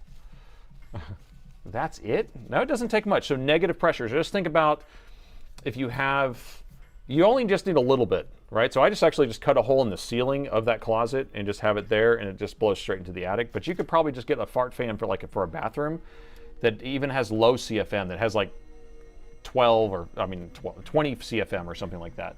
And that would probably create enough negative pressure that just moves the air straight out of there. Now, you don't want to have it where it's pulling so much that you're messing up your AC bills, right? But or your heater, because you don't want to be sucking in from everywhere. 60 sounds like an old desktop fan, probably. Or it sounds like I don't know what I'm talking about. That's the other way. There's two different ways it could be. I don't know what the heck I'm talking about, or it's really old. All right, so we're gonna install this thing back on here. We don't think this is bad. Or no, wait, we do think this is bad, right? We do, because when we had it on there, we had 13 ohms across it. So it was partially shorted. Shoot. So what is this? There's no way to get, this number means nothing, right? This number on here? We need to find one of these. All right, lead farmer, get on the case, or my brain trust. Is this a 54B? 54B? Is that what we're looking for? Because a lot of times it's like those first three numbers, I think. 54B? What do you think? Yes, replace that. Replace it. What spot? Let's data sheet that. Go. 80 millimeter fans for the case, power supplies back in the day. Motion sensors. Oh, you could do a motion sensor, but then you almost want one of those like flaps that close up. But the thing is that what I found is it's not like the number 2 do smell that we're having an issue with. It's more the urine, the perpetual like urine smell from a cat box. Especially if you have one that's automatic cleaning, you only change it like every 3 weeks. You change the little cartridge out, then it starts having a lot of smell. So you need it where it always kind of has that negative pressure. Get a brand new one. Yes. Where do I get it? Tell me where to get a brand new one of these 54Bs. I don't even know what it is. The 2-1 I don't think means anything. A lot of times I feel like it's just 54B. Your job is hard. Here, I'm going to see if it's on here. I bet this thing has one. This other board. This board may have one right around the same area. What is that? What is that? Hey, it looks like it's similar area. Okay. That, I see a capacitor, I see CL6, I see U3503. Let's see if it's the same number. I don't have a good donor board here, but I don't know, but I see a big capacitor, I see something's over here. I don't know. I mean, it could be whatever. But it's in the same area on the board. What do you think? What do you think? Which one? Which one? So this is a 5-leg chip. I bet 54B is abundant on other boards. It's a battery charging IC. 54B is a lithium-ion battery charging IC? Nah, it can't be. Can't be. This is one of those like LDO type of chips where it has like ground here, and you usually have 20 volts or main power rail on one side. It puts out a 3.3, it puts out like sometimes a 9 volts or some weird stuff like that. I've seen this on tons of boards. Search other board views. But this number usually is not in the board view. It's going to be some other number. It's only written on these stupid chips. You know how mad I am about that? You see how I'm not saying it like I'm happy? I'm saying it like I'm mad. Such a lot of work trying to find chips when they name them bad. I just want to find it. I bet it's a 54B. I bet it is. So use AI. Here, take a picture of this. Put it in AI. Well, I guess I could do that. Here, let's do it together. Let's do it together. So I'm going to take a screenshot of that. We're going to talk to AI and see. Let's see if this works. Hello, I'm a board repair technician. That's a lot of words there. And I'm trying to identify this chip. Can you help me with this?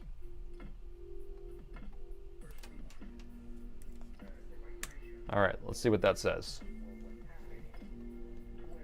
It's an integrated circuit. It says it's this. Look at that. All right, this is what you do with AI, by the way. I'm not sure you are correct. Can you double check that? Because I don't believe your answer.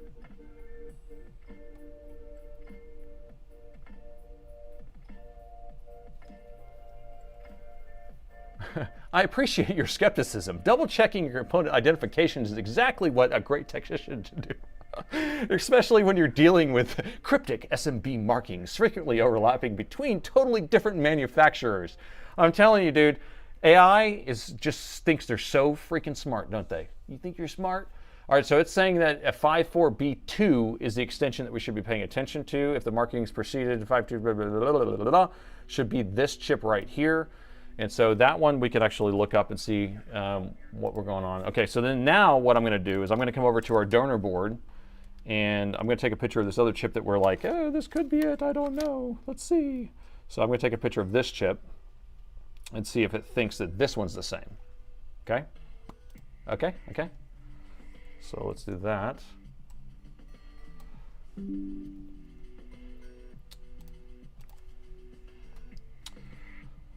Great, thank you so much for that information. Now I want to figure out if this other chip is compatible as a direct replacement.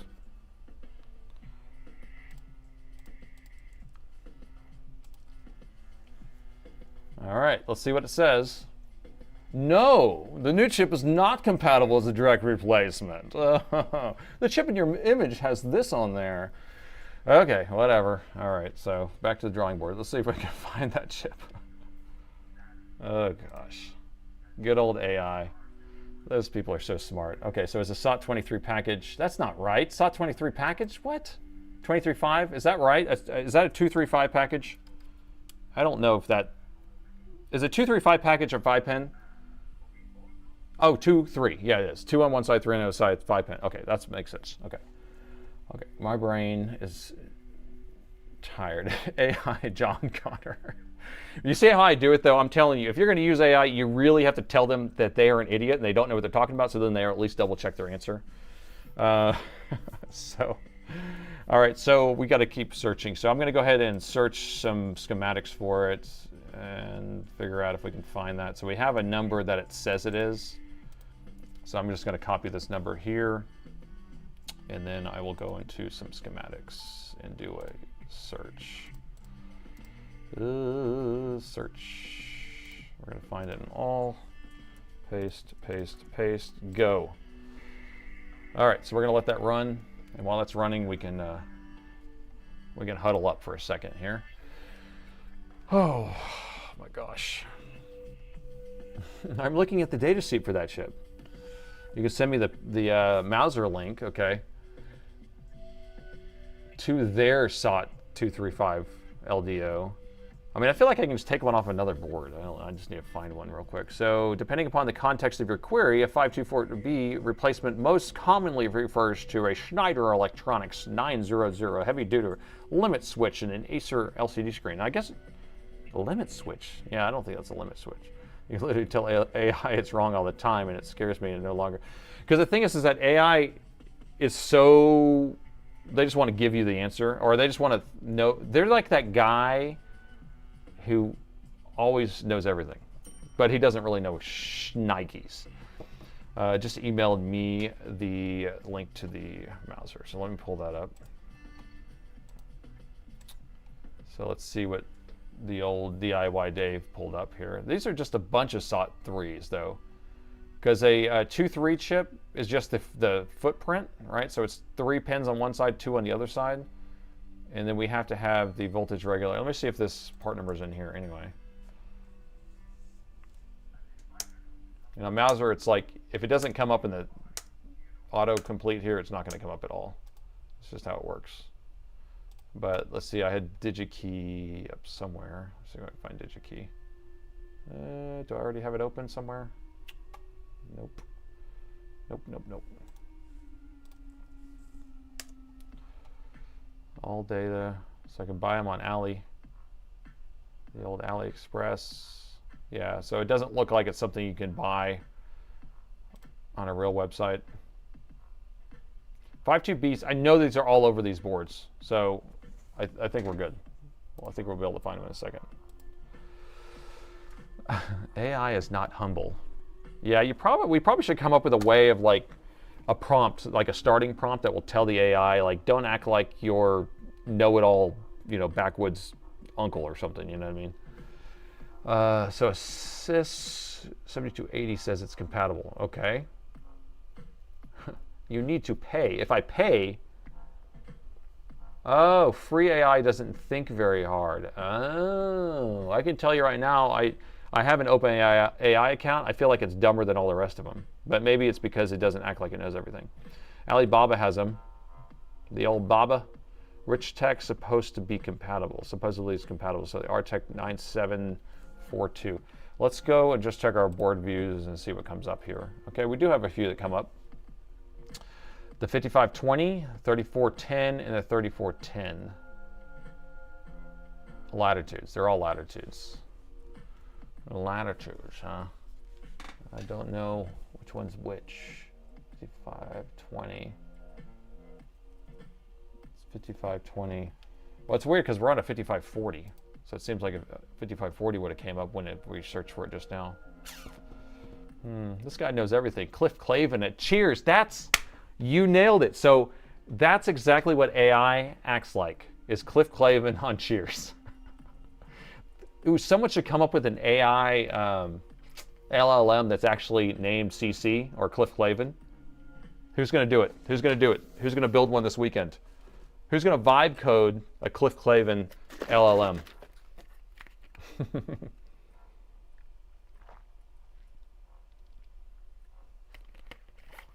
So apparently, it says Grok honestly gives me the better information, but be prepared for long book responses. Are you blinded by a data center near you? I haven't noticed any data centers near us. I don't think so. Good Lord, Cliff. Okay. Perplexity. I have never tried Perplexity, actually. Let me grab some of these boards again, and we'll kind of go back through them. Let's see if we can find one that has a 54B, 54B. You my boy, 54B. Compare the board pins. Wait, the ohms on the board pins. Are you talking about on that one donor board that I was saying the chip is wrong, or it said that the chip was wrong? All 4 data centers. Oh, you have 4 data centers near you? You must be rural. Rural.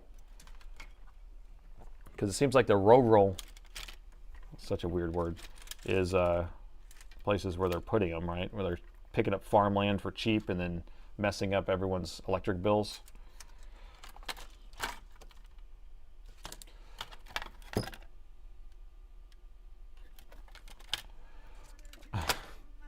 I can't believe the circuit just initiated. Wait, what? The JWW chip says yes. So wait. So you're saying that this chip is fine? Not that one, this one. I was thinking this would be the correct one. So let me measure on here, like we were saying. So if we measure here, we've got 8.4K, 1.9K. I believe it's the same circuit. I believe it's the same circuit too. It's in the same area. It's the same like capacitor. It's the same type of thing. My gut says it's the same thing.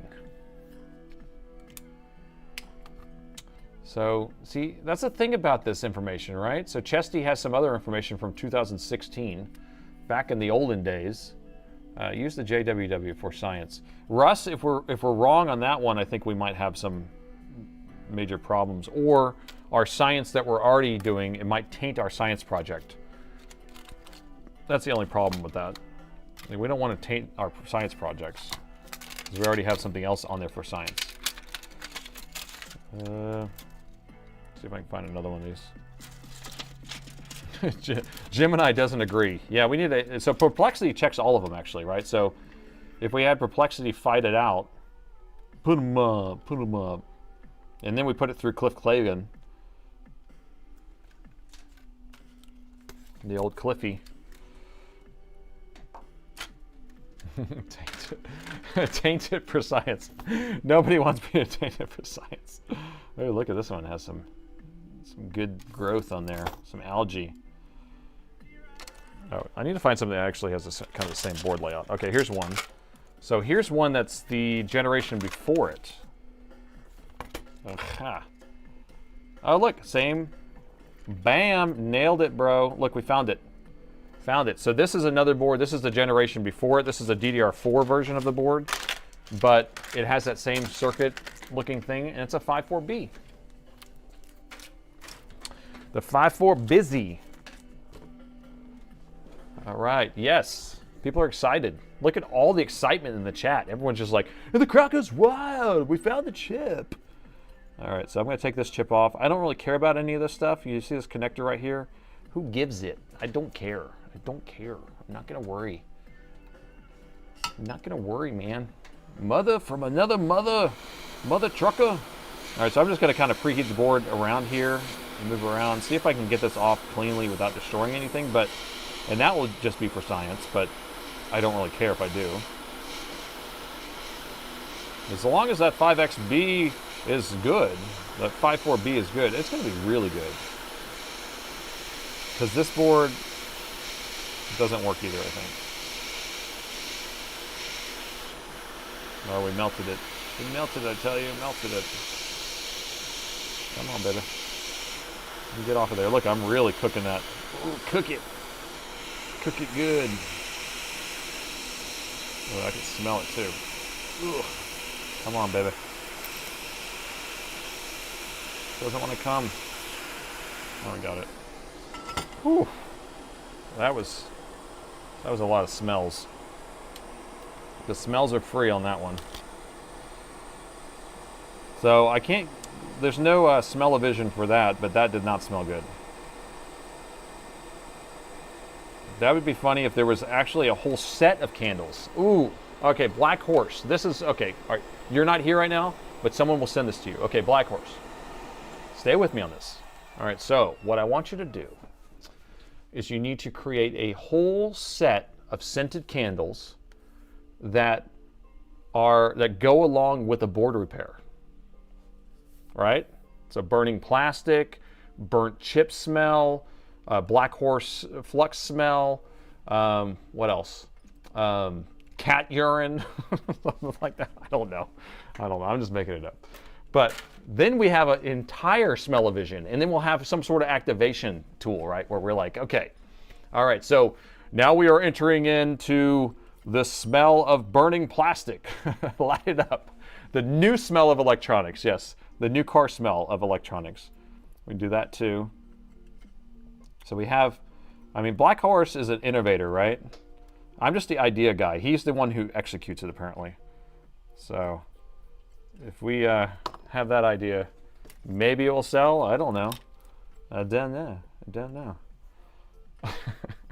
Smoked transistors, hot glue. Oh yeah, hot glue. Oh, I just got a call from the hot glue guy. His laptop, he sold it on eBay to sell it, and it sold. And he went to turn it on before he put it in the box. It doesn't turn on anymore. He installed Windows, he did all the stuff with it, and then he was about to sell it, and then it doesn't work. So he has to send it in for repair again. So hot glue saga continues apparently, and I actually had those videos edited finally. So I was going to post that today, but I didn't have time. So the hot glue live stream is edited down, and I'll put that out soon. But if you missed it, you'll watch it in the video. I don't want to give away too much.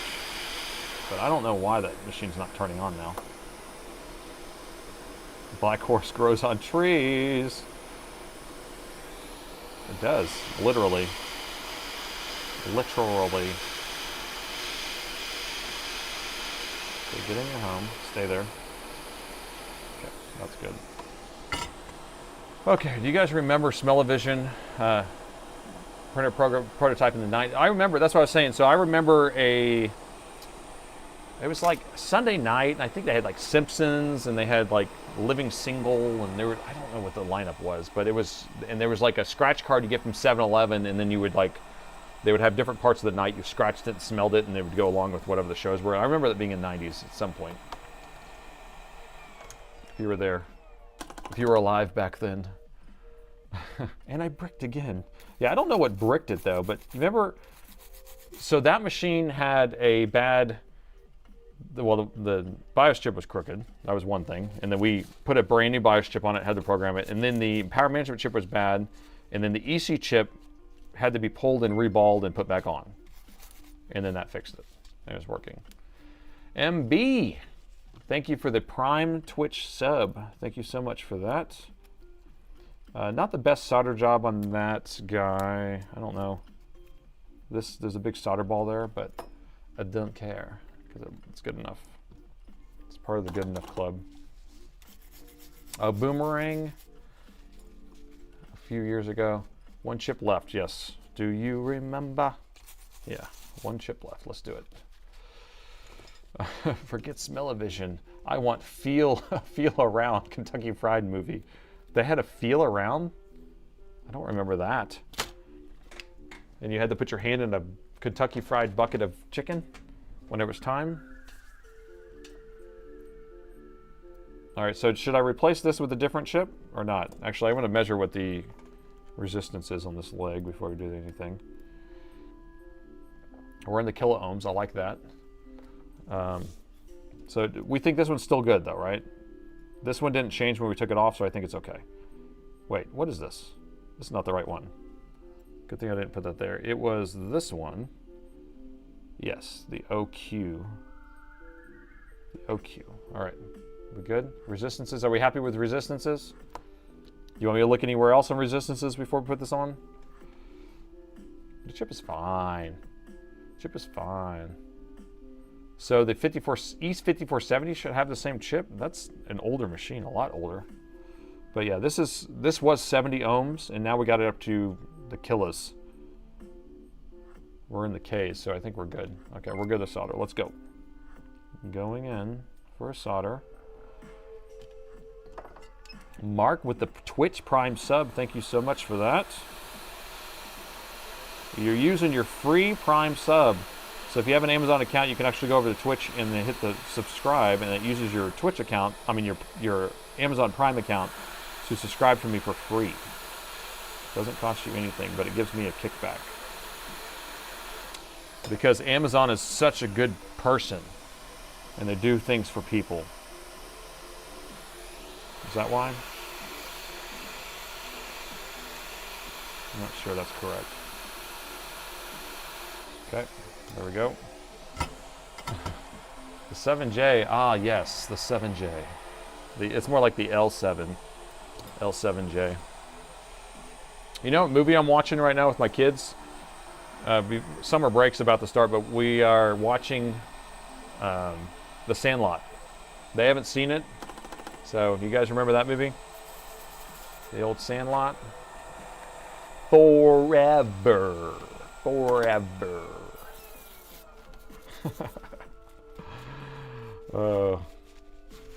Amazon actually owns Twitch. I know, but it was a joke because they're allowing you to do it for free, and then it actually gives the content creator some moolah, but somebody's paying regardless. So you haven't seen it. Okay, so The Sandlot takes place in the 1950s, or that's the time period, 1950s. And it's a group of kids who play sandlot baseball, and it's summer, and a new kid moves to town, and then they like lose their autographed Babe Ruth baseball over some fence with some vicious dog, and they have to get, and then like it's just a group of boys, but it's a good one. It's a classic. It holds up. Yeah, it's not bad at all. And that dog, man, I'm telling you, that dog. There's not always a triangle. And then they also, this one. And then they also have an erector set that they're using in there. Okay, I think we're good. We have all our chips on there. Let me not get too sidetracked because we've been working on this for like 2 hours and we haven't done anything yet. But sometimes it's all part of the hangout, right? Okay. So I'm going to circle back to where we started. This is the inductor that we originally started with. We had a 3 ohm short. So we're going to start there. Make sure we don't have a 3 ohm short there. So we're in the Ks, so that's good. That's OKs. This chip we replaced with a brand new one. And now we had 3 ohms here before and 7, I think, on the other side, but now we don't have that on the other side. It's in the Ks, so that's good. TM, thanks for the Prime sub. WI Badger, thank you for the Prime sub there. And so all of that's looking good. All right. So the chip that we installed, or I guess we traced it all back to a couple different cascading effects. So we had the PD controller, which is a power delivery chip for the USB-C. That thing seemed to be pulling it down to a 70 ohm short. We also had some sort of LDO voltage regulator or something or another over here that seemed partially shorted. replace that. And then we also replaced this Richtech chip, the L7 or 7L, 7J equals, and we got that replaced. Looks like there is a hype train running on Twitch, so you can help out on that if you want. And I think this thing will turn on. So the chip we put on here is the wrong one. We took off the BF, which is we're calling out the best friend PD controller, and we put on the BH, we're calling out the best homie. Razar with another 5 gifted subs. You are the craziest man ever. Thank you so much. Carl, Cart, BF, Jenga, and I don't know, Koyen just got gifted subs, so no longer have to watch with commercials when you're on Twitch. You get commercial free for the next 30 days. So thank you so much for those gifted subs. And then it looks like GTP just got a Prime, used his Prime for a free sub. So thank you very much. We got some cheer coming in. Thank you there, Premise. All right, so who thinks this is going to work? This chip does not even go to this machine. I don't know if we need to go thermal or not, but I'm going to at least pull up the power meter. And here we go. All right, cue the Jeopardy music. You ready? 3, 2, 1. We got 5 volts. We got current. And it's actually trying to start, but at 5 volts. So it's not negotiating to 20, but it's staying at 5. Okay, that's that one port. Let's try the other port. And that port still does not work, because that's the port that didn't work on the other board. Oh wait, it works this way actually. Let's try that. Can we get it to negotiate to 20? Staying at 5. It's doing something. It's better than nothing. I know, I can tell you that. Let's go thermal. Let's go thermal. I'm gonna see what's actually operating here. Going thermal. All right, so our CPU's here, our chipset's here, GPU's over here. Okay, so you can kind of get all that. And let me plug it in. 3, 2, 1. So chipset's on for a second, at least. Yeah, chipset's on. That's what this area is. It almost seems like it's trying to start. What do you think? Now, it being at 5 volts doesn't mean anything to me, because it may want a battery. So let me grab a battery, because sometimes you'll have it at 5 volts until it negotiates the battery. Jazz, thanks for the Prime Twitch sub. Thank you so much. So I'm going to plug in the battery and see if we get a little bit different of a result here. Because a lot of times you can plug that in and then it negotiates to 20 volts. So let's do that. All right, 3, 2, 1. Still got 5 volts. Something's making noise. I feel like Me Tom just gave 1,000 bits.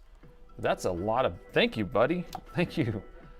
There, Me Tom. 1,000 bits, and we are still kicking over there with a level 4 hype train over on Twitch. The CPU came on. The CPU's on. What? What? The battery's too low, and it might be to be boosted, but we just had the CPU come on. Huh. The Sandlot has a kind of a nostalgia. Stands out for me, and that's exactly why I was like trying to get my kids to watch it. All right, so I feel like we have something. I'm going to put a heatsink on it. I'm going to put the memory in it. I'm going to stick it in the machine, and let's see if we can get picture. See if we can get pictured. Nerd, thanks for those 100 bits. Man, you guys are coming in hot. Level 4, level 4. Where's my heatsink at?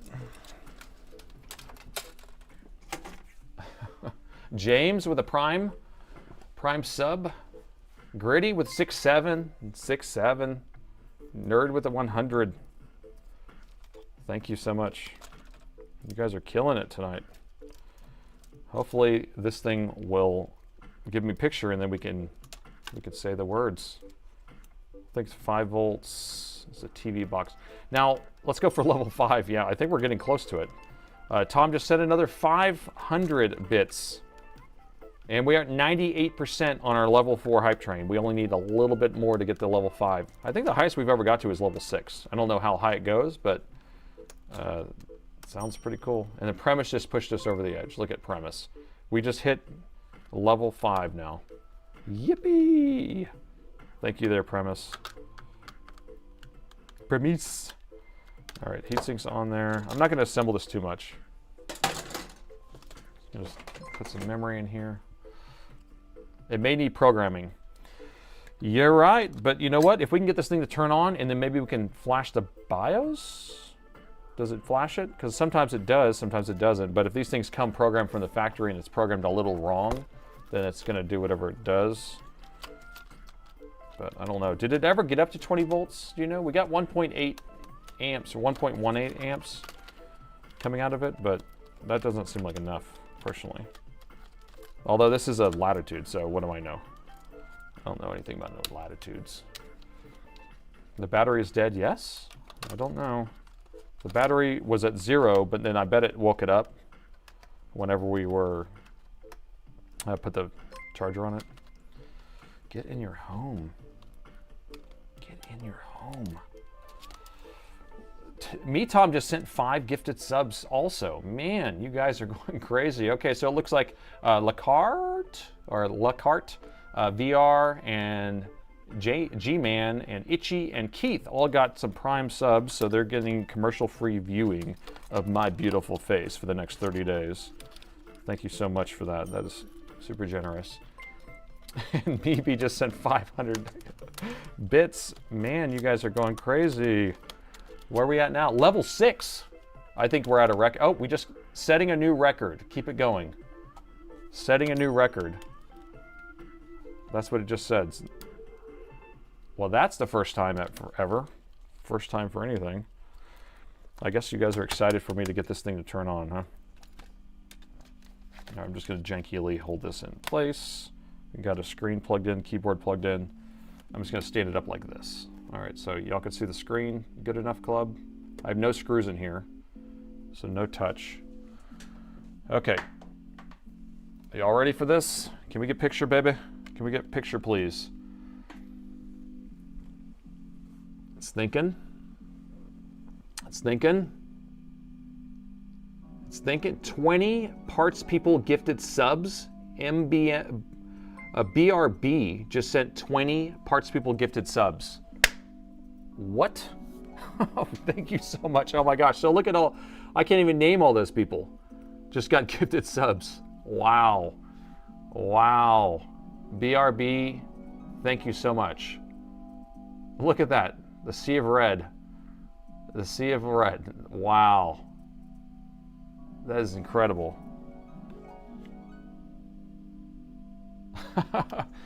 Power's on at 5 volts. Is this thing going to power on here?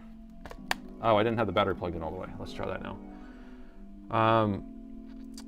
RAM SSD are very expensive right now in Indonesia. Level 6. Still on a level 6 over there. This is, I think this is the craziest donation night that I've ever seen in my life. I never get this. This is crazy. And then, oh, it's Sam Sushi. Just sent 100 bits. Thank you so much. Goal achieved, 38 out of 10 new subs. So we only had a goal of 10 new subs. We got 38 new subs on Twitch. You guys are, I appreciate you so much. So we're still at 5 volts only. We haven't got the 20 volts. You're right. Let me try this way.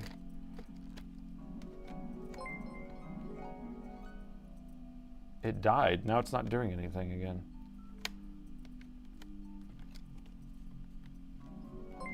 What's going on here? OB just used it. Just got a resub for his 2nd month of a Prime Twitch sub. Okay, so I unplugged the battery just now, and now it's actually pulling current. So with the battery unplugged, it pulls current, and the CPU is getting warm.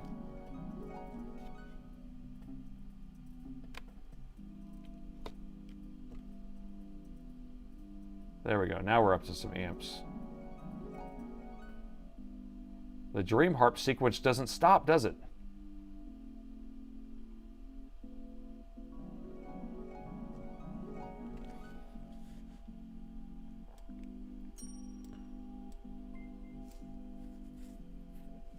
$2,000 cheers? Me, Tom just sent another 2,000. Are you trying to get us to level 7? Because we're at level 6. And we have 1 minute left to get to level 7. We haven't got a picture yet. Yeah, I don't know if this is going to work. Donor board test. Now, the thing is that if we can find a BF now, I feel like we might be onto something. Because right now we put a BH on here. The best homie. We only put a best homie on here. But it's still moving around, and so it might be doing a CMOS reset at 5 volts. I mean, I've seen that happen before.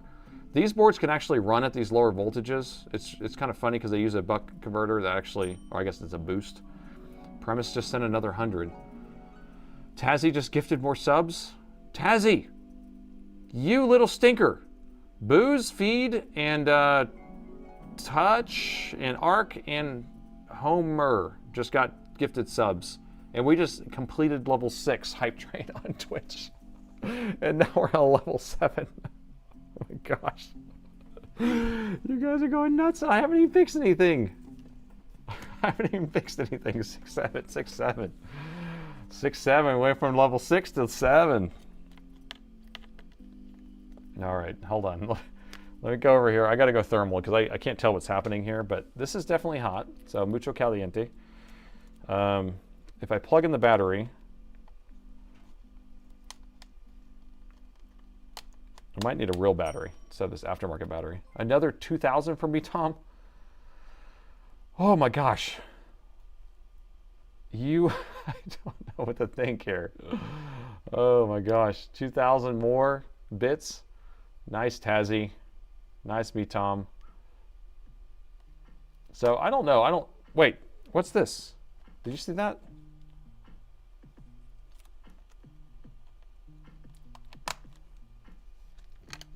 What was this? Right here. Wasn't this getting hot right here?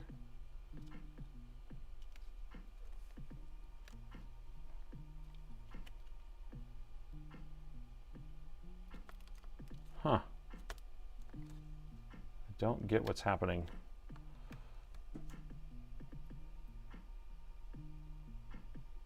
All right. Yeah, it was a reflection then. I swear, it almost looked like there was like memory chips getting hot or something like that. Oh yeah, it was the RAM. This is the RAM. I felt like I seemed like the RAM turned on for a second.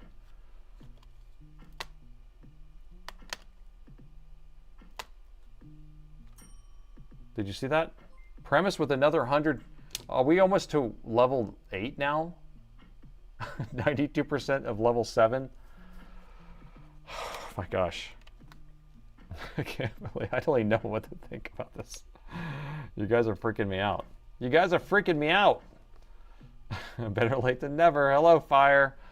It's not at 0.01. Let me switch power meters real quick. I just want to see with my other power meter. Pull the RAM. Oh yeah, you're right. Pull the RAM. Okay, RAM's unplugged. Let me put the other RAM in there and see if that one works in the other slot instead. Yeah, what if there's a problem with the RAM? Because it was seeming like it was powering on easier before. So this cold stick of RAM here. Pound just sent 100 bits. Thank you for that. On a level 8. On a level 8. Now we have a level 8. Hype train. Level 8. Let's go. Let's go. I don't know why this isn't turning on here.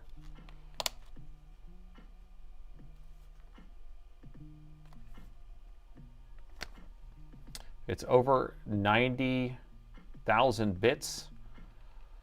That's a lot. 900 viewers. And then Sabot, there you go, Dart, just uses Prime Twitch sub. All right, this chip's not working. That's what I'm thinking. So I think we're gonna have to switch out. We're gonna have to find another me, Tom, with some 667. 67. Oh my gosh. Oh, you guys are freaking, y'all are crazy. Y'all are crazy, Adley. Okay, so here's what we need to do. That's not working for us, right? It's not enough with 5 volts. So we need to get something that can go to 20 volts. We need something that's actually the correct one. So we need a BF. We need a best friend. We need to sacrifice some RAM and just inject it. We need to send it. MB, thank you so much for that 80 bits there. The RAM sets are pulsing. So do you think it's heating up? Is it only whenever we're doing this? Hip just used his Prime sub also.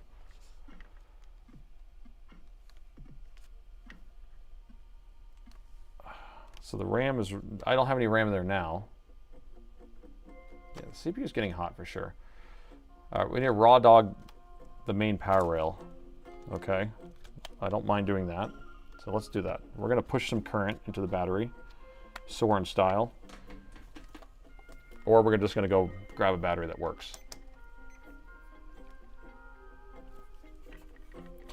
Inject 20 volts into the battery, which is crazy. I don't know why he does that whenever you can just put the voltage of the battery. So we have 10.7 on the battery.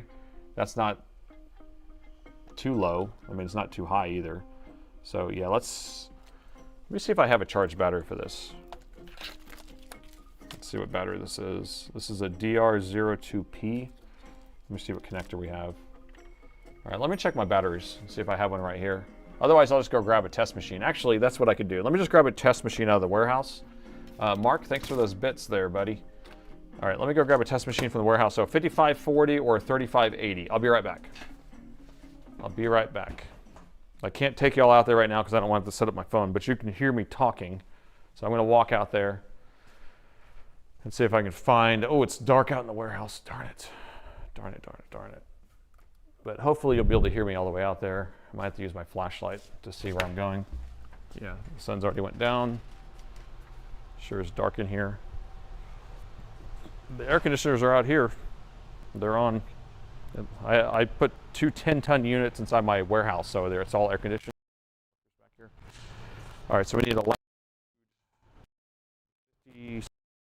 55. I have a 5530. Nope, that's a 30.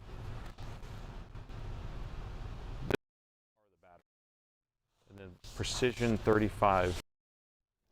What's this? Ooh, precision. That's a 56. Darn it.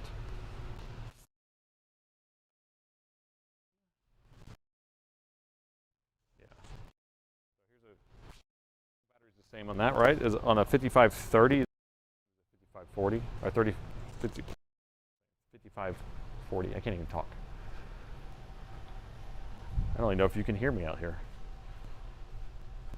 Way deep in the warehouse. Okay. Y'all just have to imagine what I was going through out there. Are there more gifted subs coming in? What are you guys doing? What are you doing, people? What? What did I miss? What did I miss? Are you kidding me? Who just, we're at level 9 now? Who just gifted some subs here? I missed all this here.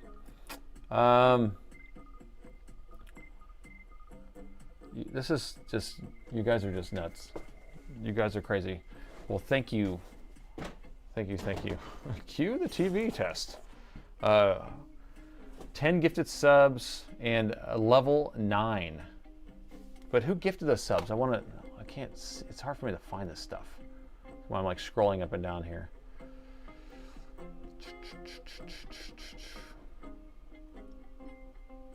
I can't find this thing. This is so bad. 6969. Let's see, do I have a battery in here? I didn't even check before I walked up here. We do have a battery. Oh, DNT, thank you so much for those gifted subs. That's crazy. We're at 200. We're at 200 subs now, and I think we started at 130, 50, or 40 or something. I mean, that's a lot of gifted subs, people. It's a lot. I would say, actually, you know what? I would say that's a plethora of gifted subs. Would you say it's a plethora? Now this battery looks different, but I think it's fine. We need 30 more follows to hit, 31 more followers to hit 2,800 followers. Of course, this battery doesn't even fit. Oh no. Definitely a plethora. All right, this battery doesn't even fit. Well, that was a waste of time. That was a waste of time. It's frustrating when I don't have what I need right in front of me. Oh, will it work? Will it work? All right, we're pushing current. We're going in hot. So let me come with the power supply on this. If you're watching and not following, you know what to do. All right, so let me get my power supply, my crappy power supply out here. We got 5 more gifted subs by Carl. Thank you so much, Carl. Let's see. Why is it not showing? Uh-oh, something's going on with my system here, because now it's not showing it. Weird. It's not showing me who's gifting these subs. But Carl gifted subs to, looks like DR, Arrow, 9 Seconds, Bark, and Scurry. And for some reason my internal chat is not showing that on here. What happened? Ah. My Twitch logged out. There we go. On my Caster Labs. Okay. We're good. And we're back. Okay. So what I'm trying to do is get my power supply set up to inject voltage into the battery, because we're going to try to bring the voltage of the battery up high enough to see if the machine turns on, off the battery, see if it's a battery issue, if the machine actually functions, or if it's just a PD controller issue. We're trying to isolate the 2 different power areas of the board. So I got to get all my wires out here. You know, I've told you this before, but if you look at what my station looks like in the morning after a live stream, it is like a tornado hit, because I'm always just like grabbing this, grabbing that, grabbing that. Let's get this set up. Let's do this real quick. And it's a mess. Drill, baby, drill. Level 10. We're almost to level 10. We're at 50% left of level 9. I don't even know. I don't even know what to think about that. So these are alligator clips. And we got a poker there. We're going to use this ground pad. And then we're going to eject with this one. Okay, almost to 10. You logged on to Twitch after many years. And you know what's funny about that? It's because you're like, you don't even use it, but then you have Amazon, so then you're like, okay, I can just do it. We're going to inject 12 volts, or 12.6 volts into the battery. And I don't really care about the current as much. And then we just need to find a good ground.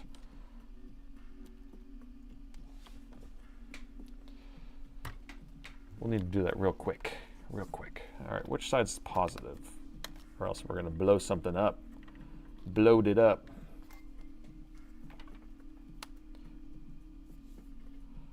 So, all-time high, level 9, 54%. So that's ground. So we ended up with 8,500 bits and 41 subs on that, people.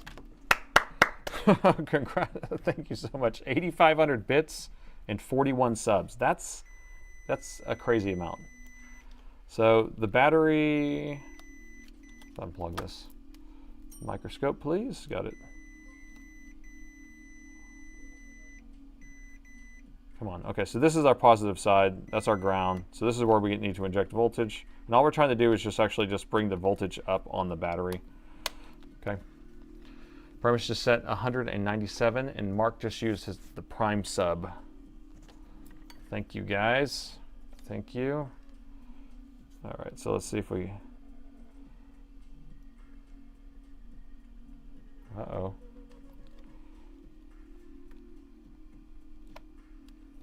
Come with the current. Come with the voltage. Nothing's going into this. Huh. Put the camera on there for you. I don't know. I don't know. So, nothing. The battery's not taking anything unless I have a bad ground. See if I can try something else.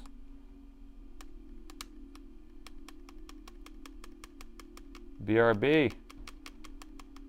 Love the channel. Thank you, Cart. Enhance, enhance, enhance. So this is not taking anything. I'm totally dodging gifted subs. They're everywhere. They're everywhere. They're coming out. That's exactly what it feels like on chat. There's just so many. There's so many coming in. Oh, I need a battery. I need a battery, and I need it now, or we need a BF chip. Which one should we hunt for? Or should we move to another machine that I have more parts on and revisit this later? Because that's the other question. But I would love to get this thing going because we're kind of a little bit closer. It's the PD controller.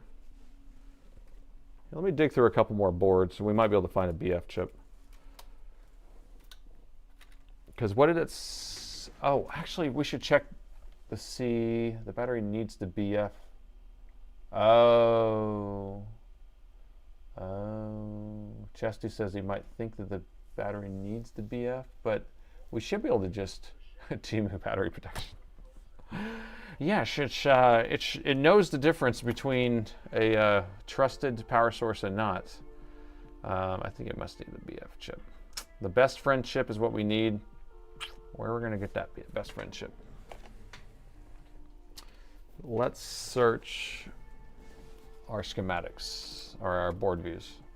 So I wonder if we could just type it in here and see if it comes up here. So it's a 65994 best friend, right? Something like that.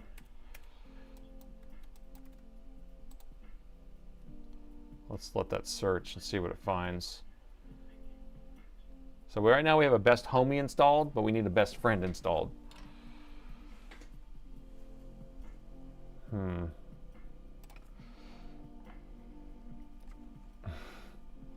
That was a crazy movie. BF chip on the last board. Oh, we did have one, didn't we? But we thought it was bad, right? Shoot.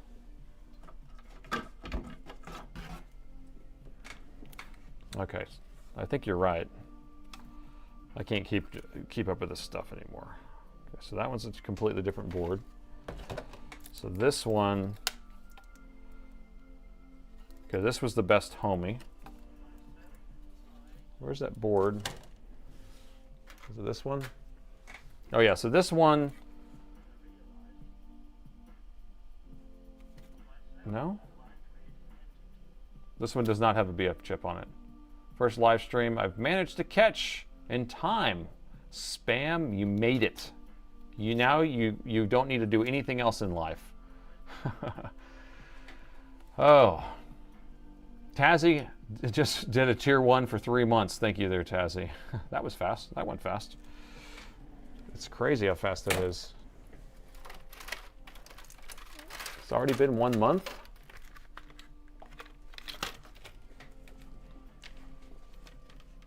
So what's this one?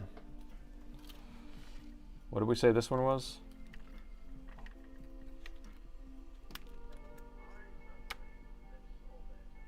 This one has no writing on it. Sorry. This one has no writing. No compute. Can you make out something? Kind of see something on there. Oh, it's an AD. I can see it. 65994 AD. Okay, so that one's not right. I'm getting tired of looking at boards for chips.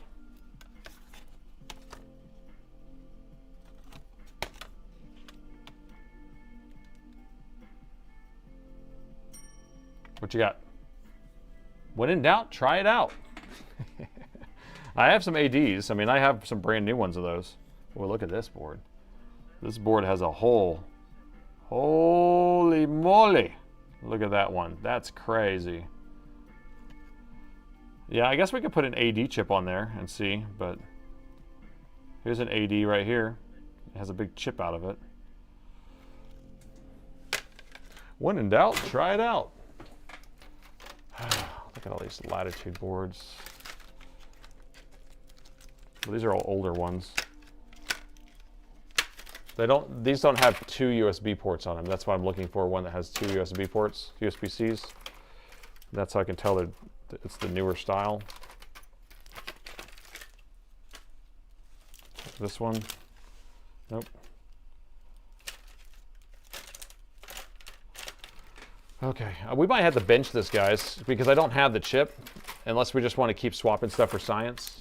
And that's really all we can do until we get the turn on. Here's another one that has 2 USB ports. Okay. Those are all the closest ones I got.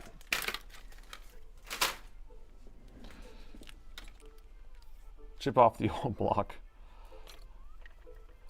So this one has a chip there. And this one already has a chip stolen. So this one is an AE. What's an AE? Deep science. 20 volt bypass. Okay. 20 volt bypass it is. Let's do that for science. So we need to figure out where the main 20 volts are supposed to come onto the power rail here. So if we're going to do that, then we're just going to put 20 volts in. I mean, if we're going to do that, we might as well just do a battery bypass, right? By putting the 12 volts in there. It seems like it would turn on with that, but it wasn't even taking any voltage from the... You know what I mean? 20 volt bypass. Where are we going to do it? Fake chip. Fake, fake, fake, fake. A-E-I-O-U. You got me to say it. Ripped LCD connector was next. I feel like we probably should move on because this is, now we're kind of spinning our wheels on all this stuff, and if we keep messing around, I mean, I did get a little bit closer, but we don't have the chip, right? We just don't have the right chip, but I feel like we did fix the main underlying problem. So once I get that chip, then we should be good to go. And apparently they come programmed, so if I order some, they should have the right programming on it. I just need to get the right chip, right? Concur? So 20 volt is more. Did we save a laptop yet? I'm still working on it. No, we're on the same freaking first laptop. No, we haven't saved a laptop yet, but a vote moving on. So is everyone all right to move on to the next one? We'll just knock out the LCD connector and then we can do the last one. And then if we have time, we can do somebody who's in chat.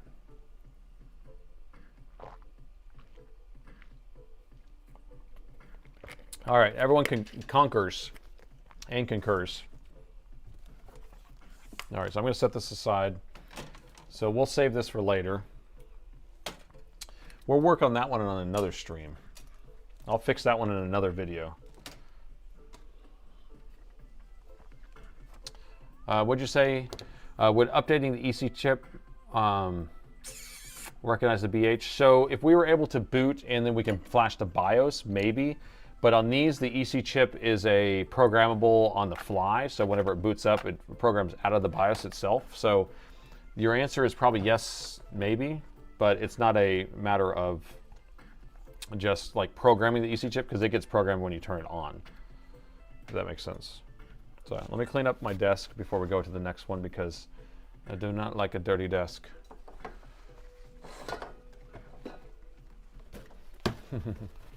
Juice denied.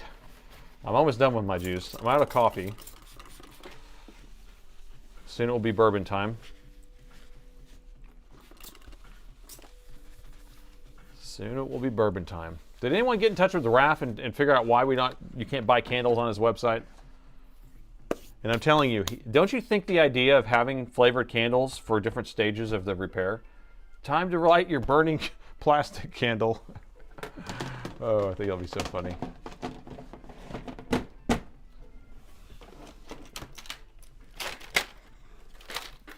Did I only miss one repair? You haven't even, would you even call this a repair? I don't even know if we repaired anything yet. No, we partially repaired. Yes, this is the first one. What is this? Okay, so this is the one we need to replace the LCD connector on. The board's already taken out for me. Thank you. Thank you, previous technician. So here's what we're working on. Look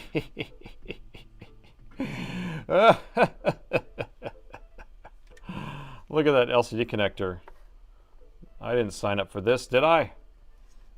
So this LCD connector got ruined pretty badly. So we have a ripped mounting pad here. That's not that big of a deal, but we will deal with it.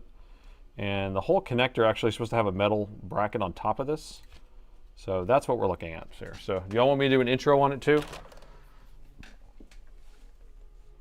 Y'all want an intro? Y'all want an intro? You're gonna get an intro. That's right. All right, so this is the M17R4. R4, yep. All right, you ready? All right, new day and another laptop that needs to be saved. And this time we have an Alienware M17R4. Now this customer actually sent me 2 motherboards. They had an issue with their laptop, so they bought another motherboard and tried to install that one, and that one also did not work.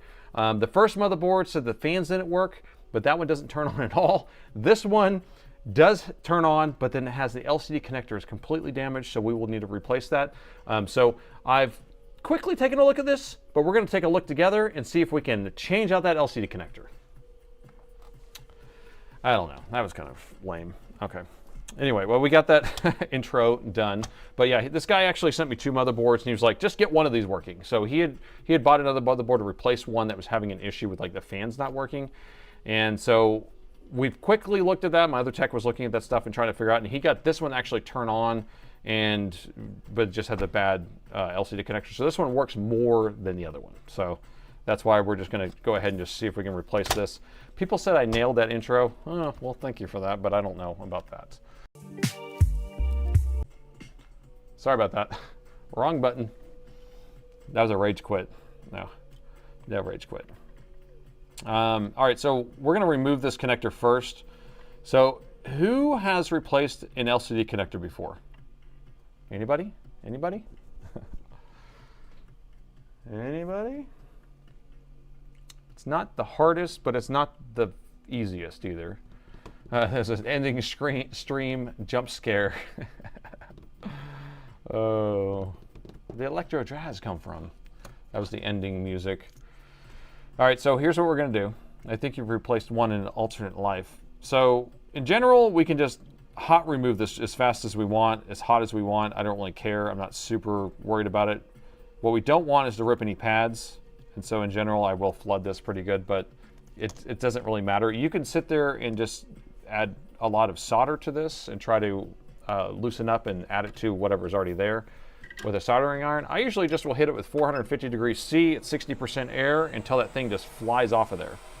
And then I don't have to worry about ripping any pads or traces that I'll have to rebuild, which I don't want to have to do. So it's a rip-off, I tell you. So I'm going to try to preheat the board pretty good, and then we'll get it. So we have a connector here I don't want to melt, so I'm going to pay attention to that. Now I could put tape over it, or I could just focus on getting my air going this way. Now I don't care about melting this connector, so that's what we're going to do. And I just want to try to get the mounting points to melt and get the connector to come off here. And I may end up putting tape on that, or here, let me put something metal over that. There we go.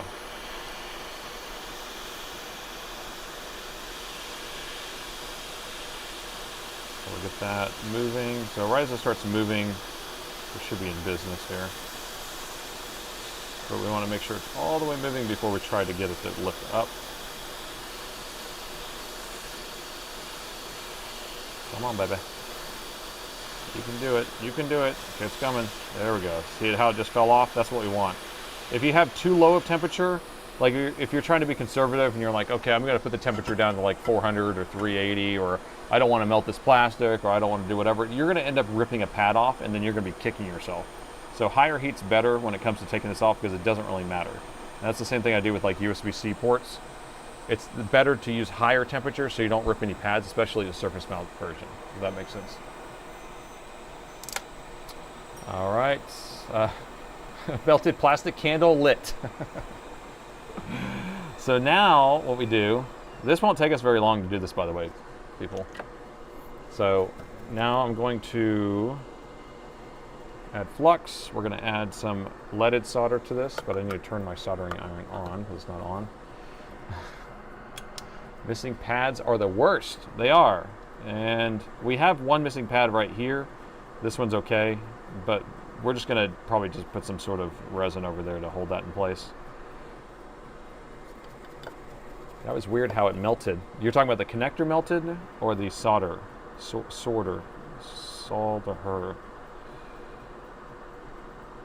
So this is just my leaded solder mixing with the unleaded solder. And then we'll use our Black Horse solder wick. He sent me some of this to try out. It works very good. I'm telling you, make some good stuff here.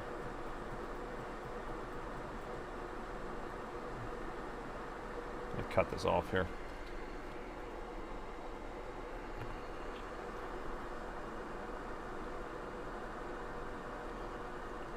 All right. Be careful, I don't want to snag or pull the pads off, and I'm not trying to get any solder mask to come off, which a lot of times it will if you scratch too hard. So I'm not really pressing down, I'm just kind of letting this set down, and I'm pulling the wick itself to kind of slide it around. And some of the grounding pads will be a little harder to clean off, but what we want is no solder on any of these. There we go, and one in the middle. Okay, perfect. All right, so that's ready to go. We're halfway there. Let's see if I can do this in, I don't know, 10 minutes, 8 minutes. So I'm just going to clean this off. And sometimes, you see what I'm doing? I'm going back and forth. Now, I could accidentally snag one of these pads and rip it off. So I am being a little bit more, I don't know. I need to be careful, is all I'm saying. Because I've definitely done this and went and just ripped the pad and like, darn it. All right, so let me grab a new connector. LCD connectors. Uh-oh. Uh-oh. Uh-oh. I'm running out of connectors. Well, my bag here that says M17R4s are empty because I used all those. But I think I should have some more somewhere. Here we go. Here's some more. That worried me for a second. Now, we're not pulling one off of a donor board. It is possible to do that. It is a pain in the butt if you're going to do that. So I at least have these in stock. And here's the Mauser number if you need it. Mauser part number. 40 pin, MA, blah, blah, blah.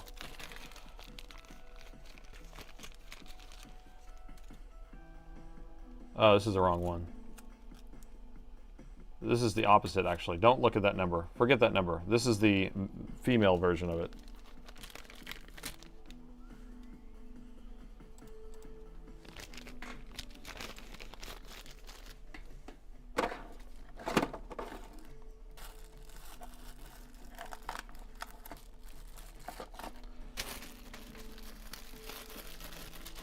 Let me try these out.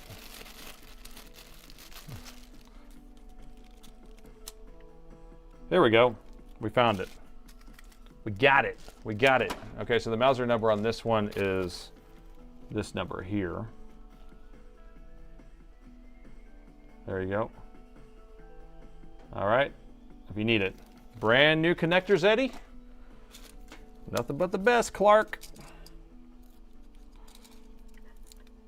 So these are gold too. Gold. We have gold connectors.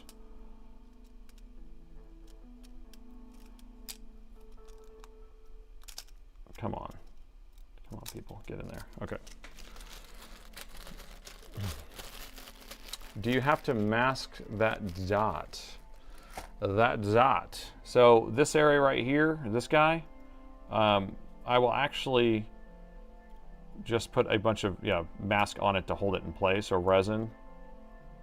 And it actually was just connected to the ground at one point. And all this, that's actually ground, so the whole thing is already connected.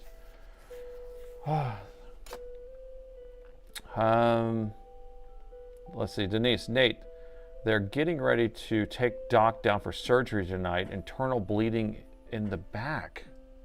So that back surgery, he has internal bleed. What?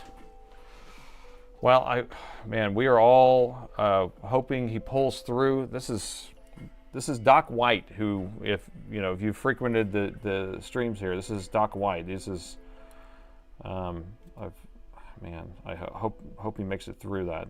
Bleeding in the back.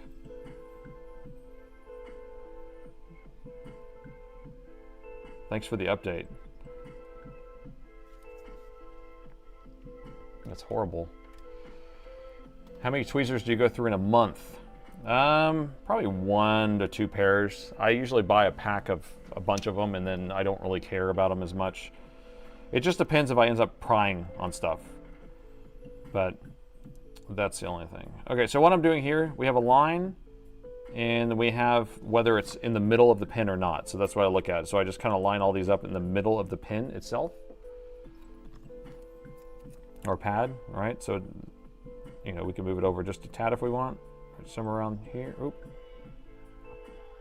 Like that. We want to tap it back because we want it right on that line. I just kind of get it close. So that's good. All right, so now all I'm going to do is I'm going to solder a little solder ball on this in the corner and on this side right here. That's it. Now we'll just tack it in place and then we can just do all the rest. We're going to do one by one and we're going to do it by hand with our soldering iron. Prayers for Doc. Everyone send prayers to Doc. That's our Doc White. Man. Why? Why would they do that?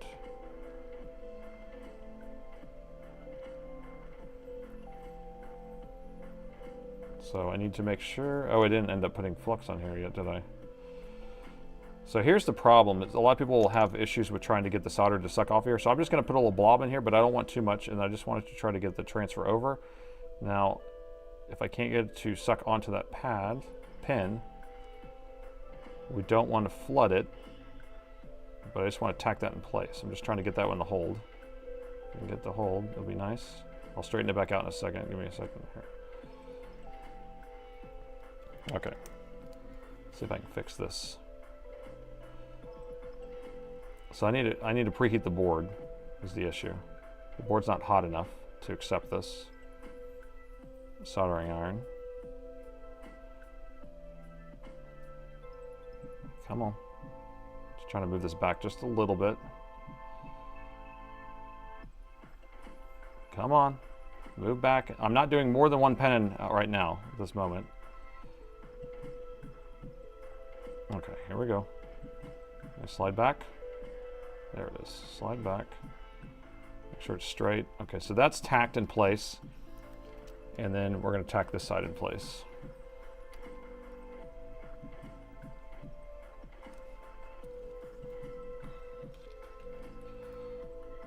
Air works a lot better. Who does air? Steven, you do air on this thing? I mean, I add air, but I don't solder this with air. No siree, Bob, I don't. But I guess you could. I guess I can experiment with that. So see, I just tack that, and then I'll go back and tack this one again, just to make sure we have the right heats. Okay. So the main thing is that we just need air, and I'm only going to do like a 250, something like that.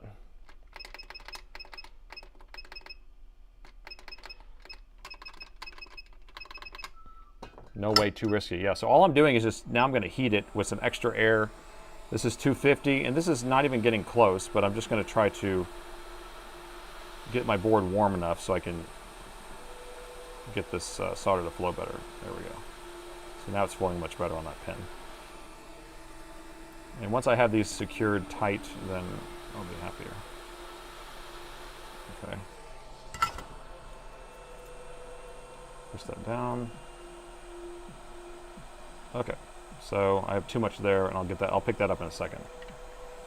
All right, I think we're tight. It is flat to the board. I'm going to clean up everything in a second, but all we're doing is just trying to get our setup first. So now our setup's good, and now we can go through and do it all.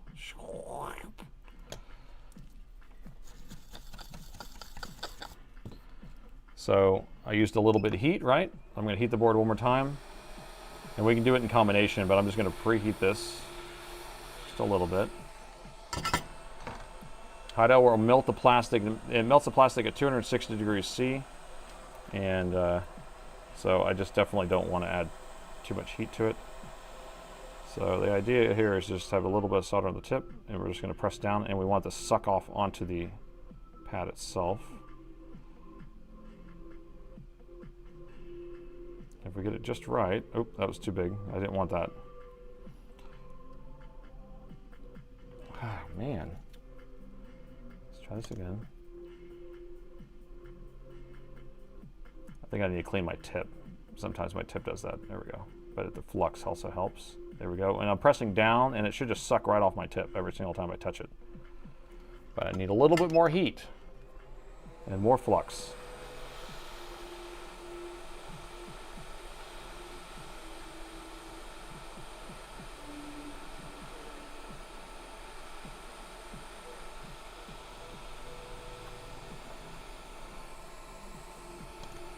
And more solder. Okay, we just don't want too much on our tip. You see, I'm just touching it and it's just kind of sucking off of there. Ah!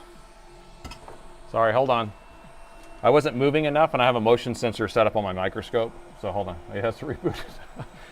And the motion sensor is actually underneath my desk where I move my legs. That's funny.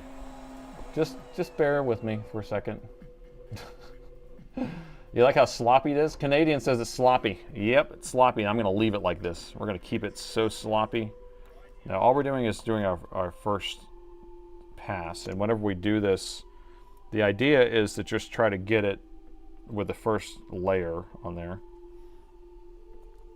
And then we add more, or we fix it later. I don't have it on the Elgato. I have the battery plugged in, or not the battery, the charger for the, not the charger, whatever, the power brick for the camera and for the microscope light, because my light ring burns out if I keep it plugged in all the time. The LEDs do. And so I always replace that, or have to turn it off. And I just replaced it again because it always was going out, so. Okay. So hot air would be easier on this, right? But you see how I am using hot air? I'm just using a low temp, and then now I can just touch these pins. It just sucks right off of there. You see that? Ooh.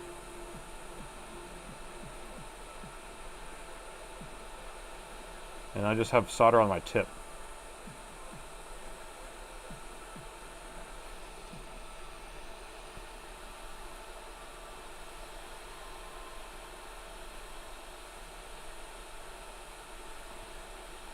See how easy that is when the board's warm? If your board wasn't warm, I was watching somebody on a stream and they were having a hard time doing this, and we kept saying, hey, heat the board at the same time.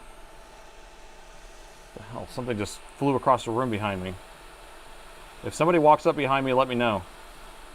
Because that was crazy. Did y'all hear that? I just had a bin fall down behind me. I need some more solder. All right, Nate, just the tip, just the tip. Yeah, we're trying to get just the tip. Now, if I end up like dragging across here, that's when you start adding more complexity to your setup here. So I'm just trying to just have the tip suck off just a little bit. You see that blob is further back. What we got? Ghosts. Did y'all, did y'all see anything come behind me though? Because this lid flew off or flew down. I don't know. I don't think this building is haunted.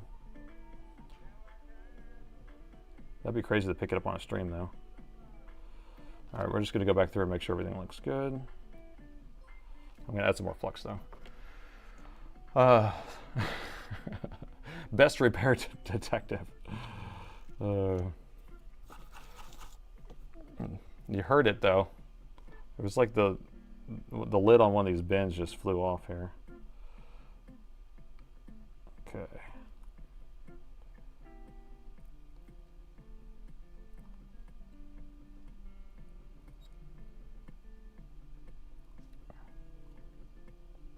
You see how I'm tapping this? I'm just kind of like applying some pressure.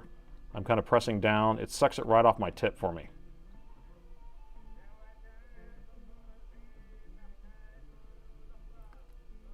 There we go. That's a ground, so it's harder to get it to do it. Now, who does drag soldering on this? I know somebody's going to say you just do the drag soldering, where you just drag your soldering iron across there. Does anyone change this out and does drag soldering?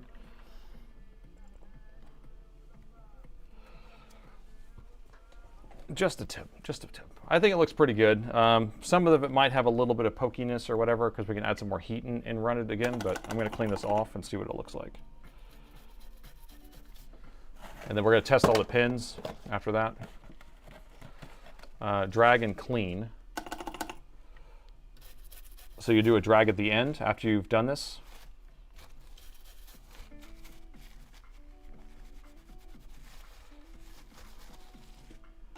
So do initial, then touch up pins. So you do initial drag. When I do an initial drag, it sucks up into the pins too much. That's the problem I have with that. And so I don't like it. I don't like when it sucks into the connector. All right, so now we just need to check to make sure every pin's soldered. So I can see one that's not soldered right there. And right there, I see two of them. Do you see them? So we got, let's see. This one is not really soldered. That one's not soldered. This one's not soldered. That one's not soldered. All right.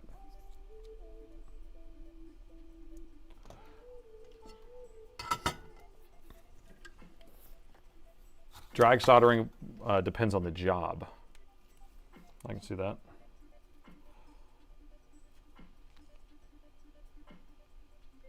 See, I need more heat on the board here.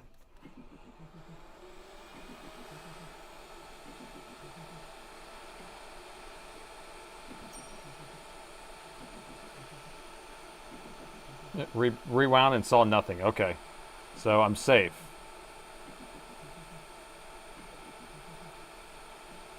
Thanks for verifying that I'm not having ghosts behind me or somebody broke in.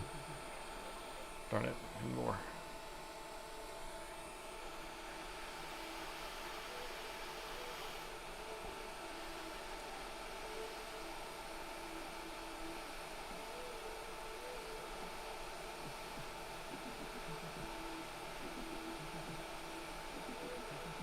Come on, I'm having a hard time getting this off my tip, which is driving me crazy. Sometimes that is, this tip needs to be cleaned really bad, or I need to replace it. There we go. So I just can't get enough in the end there. That one does not want to suck up anything.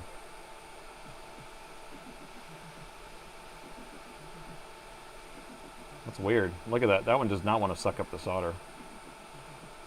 Pressing down hard. Okay, I think I got it that time.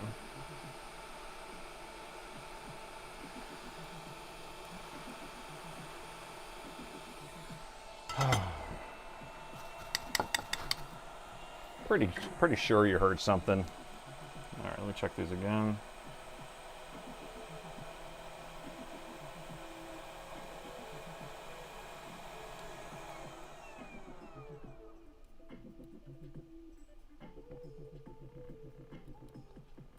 That one right there. That's why we check the pins, even though it seems like they're all good.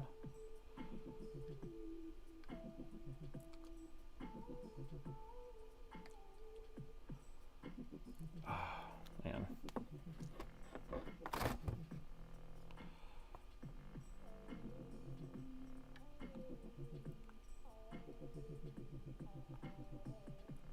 I need to clean my tip. Ah, it's not gold then. It's not gold. Nothing worse than a dry tip. Yeah, the problem is like my tip, I need to put it through, I'm gonna put it through one of these little cleaning things here. Ugh. But it will make it where the solder doesn't want to stay on the tip, it wants to stay kind of on the arch part, and then I have issues collecting the solder in the right spot. Okay. There's an alien behind you. No. Yeah, I guess there is in that corner right there. That's funny. All right. We still got people here. I haven't lost everybody. This isn't boring people out here. It should be relaxing.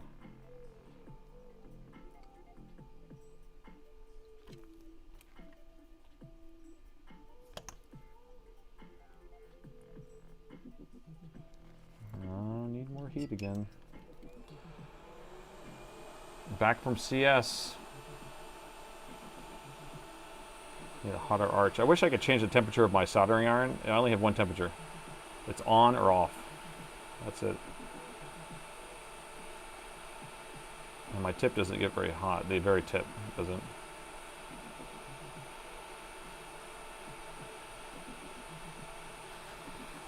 So if I turn it like this, I could definitely get some more heat on it.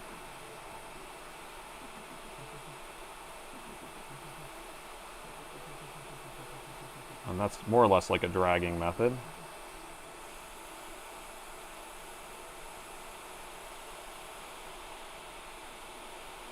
Okay. Now let's check them. Oh. That hurt my hands. It's too hot. Too hot to hold. All right, I think we're good. Now, finally. No way. It's a C45 or 210. 245 or 210. Wait, that's exactly how you do them. So you do one pen at a time and then just kind of do that little slide out method at the end. Because you don't want to slide in or slide across, so you basically set it down and pull out. I mean, you learn over time that you're like, this is a pain if you get solder to suck up into the thing. I mean, some of these pens don't look the prettiest, but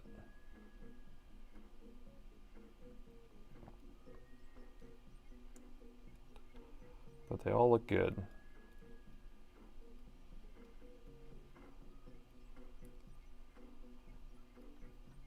Okay, we're good. Okay, the metal end of the frame. So now we're going to do our final part, which is we're going to solder that, and then we're going to just put some solder mask on that corner right there. So I could do this blindfolded.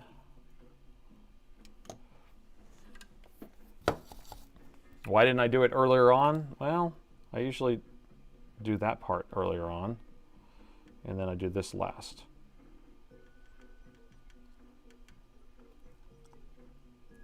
Did it just suck solder into the whole connector?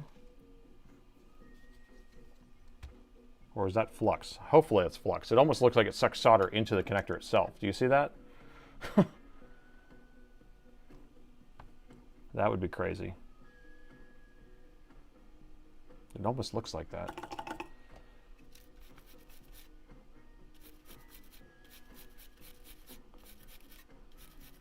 I think it was just the polarizer. I think the polarizer made it look crazy. Ooh, that makes it so much easier to see for me.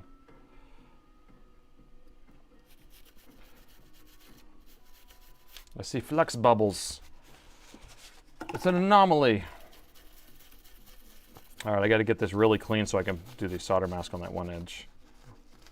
Or I have some clear resin too. I can do either one, doesn't really matter.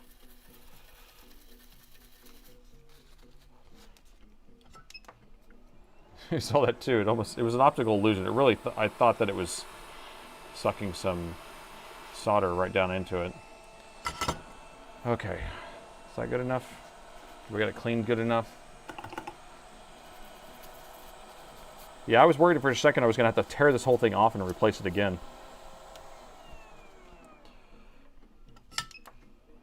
If we get this done in time, we might have enough time to look at this last machine really fast.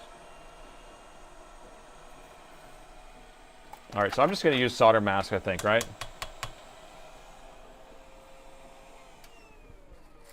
I have some clear resin too. We can do the resin, but this solder mask works fine. It's good enough. Good enough, club. Look at all those Discord links coming in. You ask and you shall receive.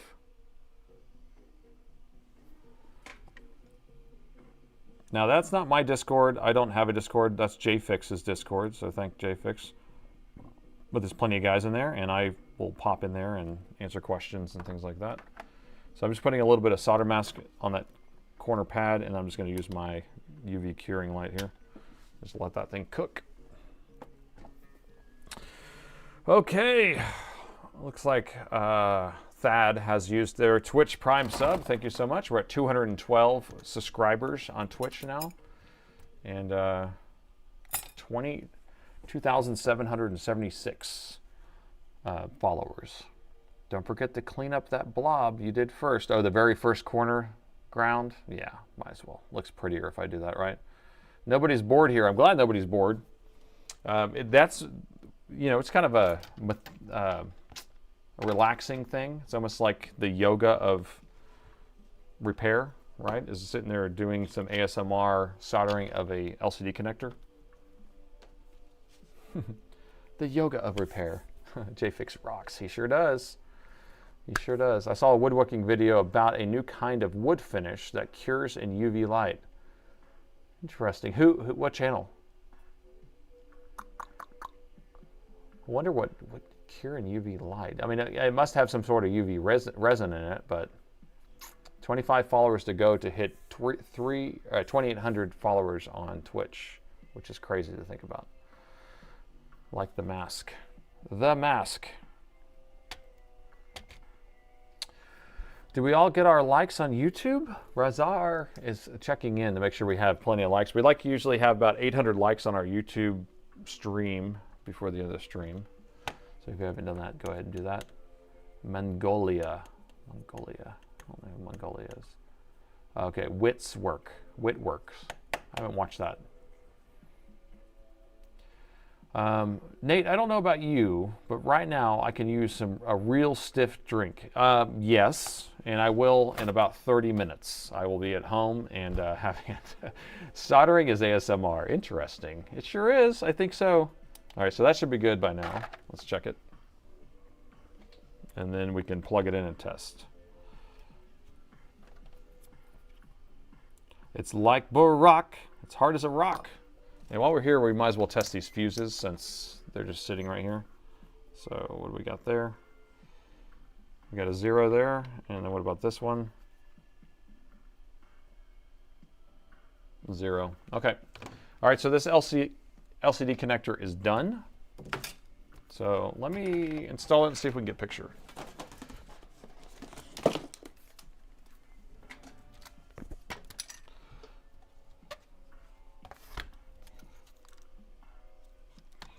I hope so. All right, the daughter board's not on here, so the power button, it can't be plugged in. I'll have to put that on later. But we're just going to power it on to see if we can get a picture, because I think all the rest of the testing has been done on this. Plug it in, plug it in. Bourbon time. Yeah, it's going to be bourbon time soon. I had an old-fashioned the other night. It was quite lovely. But I need to get some ginger ale, because I wouldn't mind having a Jack and Ginger, or not Jack and Ginger, bourbon ginger ale. I have some Old Forester that that's good to mix with that. I also have some Four Roses that I like to mix with ginger ale. All right, let's see if that plugs in good. I was watching Blacktail earlier today. Is Blacktail another woodworker? I don't know who Blacktail is. Oh, there we go. Look at that. That was a nice tight fit. Very tight. Very good fit. Excellent, Smithers. Release the hounds. Okay, let me find some screws. Here's a screw bundle. Excellent. Excellent. You have a ginger ale in the fridge. Hey, can you pass that over? Can you pass that ginger over?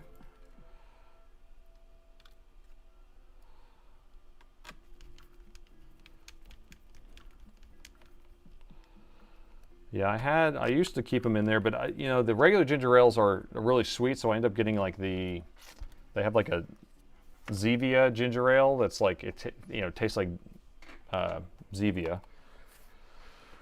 But it's not sweet. That's what I'm looking for. I like it where it's not as sweet. Okay, here we go. We're gonna plug it in. Do we need a power meter? I don't know. Might as well. To unplug my USB power meter though.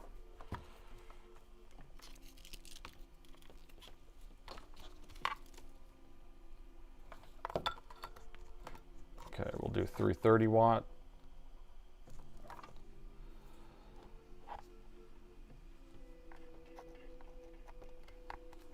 Plug in the power. It shouldn't turn on automatically on this machine, but if I open the lid, it should turn on. Power button's not working because I haven't plugged in the power button board. Why is it kind of pulsing around? That doesn't make sense to me.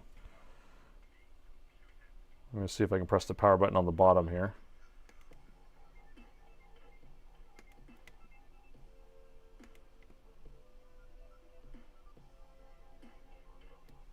Okay.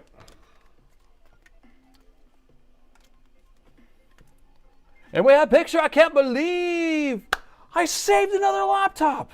All right, so that was done. All right. Well, good. Another one in the books. Another one in the books. Okay, let's see if we can knock out this last one real quick. Woohoo! All right, so that's how we change out an LCD connector. I know it's, you know, it's either straightforward or not straightforward, but you see how you have to think about whenever you're changing out these LCD connectors, and the best way to do is just kind of solder each pin. But if you're having issue having the solder kind of suck off your tip onto the board's not hot enough. So you can either have the board on a preheater, or you can introduce another heat source like a hot air station. I usually do it at 250. You can do it at 200, somewhere around there. All you're trying to do is bring up the board temperature while you're soldering, and then it works out. So sometimes I'll put, like if I'm doing like a keyboard connector that has kind of undermount pins, I'll put the board on a board heater instead, and it makes it easier. But this is now working, and I'll be able to ship this off. Get that together all the way and fix it. Okay, so the last one is an XPS 9530, and hopefully we have enough time to do this.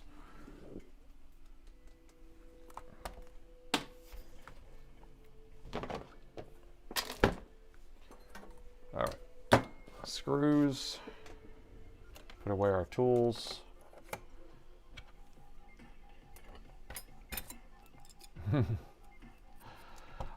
Nate deserves a Farva liter of Coke, of cola for this one. Farva, I haven't heard of a Farva. What does that convert to? You're good, you're really good. Do you do backs too? You're so funny. Okay. Awesome show, great job. All right, so do we have to put a power meter back on this thing? We sure do. Darn it, I just took it off. I literally just took it off of there. Okay, so this is a 9530, and the customer's note is this. I'll let y'all read that while I'm plugging in this power meter again. All right, so major situation with moisture on the keyboard. Oh, gosh, why do I hate liquid damages? Is this liquid damage? Oh, don't want a liquid damage laptop, especially not at 9:30 at night. Well, no, we don't have to commit to anything, right? We don't have to commit to anything. But we will see. Okay. Oh, it's a liter. I bet it's a liter. You bet it's a beer. I bet it's cat pee. No.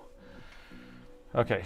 Your English is bad. No, it's fine. It's fine. I just don't know some of the conversions here. Okay, so I had a major situation with some moisture on the keyboard. I cleaned it up, dried it out, compressed air, and it was working fine after that. About a week later, I edited some documents in VS Code, and the laptop turned off. So you probably had a bug in your code, probably. Have not been working since. Be able to respond to the device. The power button does nothing. And I've tested the charger on a USB-C device, and it seems to be working. But I also tested the charger on another laptop, and does nothing. Okay. No, I'm doing the intro. We always read this first. Order of operation. We got to get our head around what's going on. This is an XPS 9530. And so I just got to get my head around what laptop we have, what the issue is, and what I'm going to say, because it's getting late, so now my brain's not thinking right. Okay, so let's figure it out. Okay, what am I going to say? I think I know what I'm going to say. All right, new day and another laptop that needs to be saved. And this time we have XPS 9530. Now, I see a lot of these, and they fail a lot for one particular reason. Now, I don't know if that's what's going on with this machine, but this customer said that they had some moisture on the keyboard, cleaned out with compressed air, thought they had it all dried out. It turned back on. They used it for about a week. They were writing some code in VS Code. The laptop shut off. Haven't been able to get the turn back on. I haven't taken a look at this yet. Let's take a look together and see if we can get this figured out. Okay, so this machine, I see a lot of them. And I see a lot of them come in because of one issue. So we'll see if that's the issue. I'm not going to tell you what it is, and I'm not going to spoil you with that yet, but we will see. I feel like it might happen. Did I nail that one? Okay, well, thank you so much. I am getting tired, but I guess I'm able to spit out some stuff sometimes. Okay, so power meter here. Let me clear spikes. Max current. Okay, so now we have 0, 0, 0, 0. When I plug it in, it should go to 5 volts and go to 20 volts. Plug it in, 5 volts, 20 volts. And then we're sitting at 0.0 amps or 0.03 amps. So the PD controller, power delivery chip, it took 5 volts, negotiated up to 20 volts, and so that is all hunky-dory, right? So the PD controller is probably working. Let me try the other port next to it. 5 volts, 20 volts, and then it sits at 0.03. Now 0.03 is not unheard of. 0.02 would be better, but 0.03, that's fine. Now it could be where it's just kind of resting current and it's waiting to turn on. But if the battery is not plugged in on this machine, which I have no idea if it is or not, it should turn on automatically because that's what it does. And then I see people talking about EC chips. EC chips program on its own on this one. So we don't have to worry about programming EC chips, but we do have ways of it burning out. But anyway, I'm going to open this lid. Let's see what it does. Doesn't do anything. So it should actually trigger on for that because it has a Hall effect sensor that's telling if the lid's open or closed, but I'm not seeing any current change. Now I'm going to press the power button, see if it does anything. We got nothing happening here. Okay, so at this point, the laptop is showing no signs of life. It's dead. It's not turning on. It's powerless. They had some sort of spill. Is it a short on the board? Is it corrosion? Is it something messed? It's the Hall effect. It's the Hall effect sensor. That's the issue. So let's open it up and take a look inside. And luckily, the screws are already out, which is nice. So thank you. Thank you for that.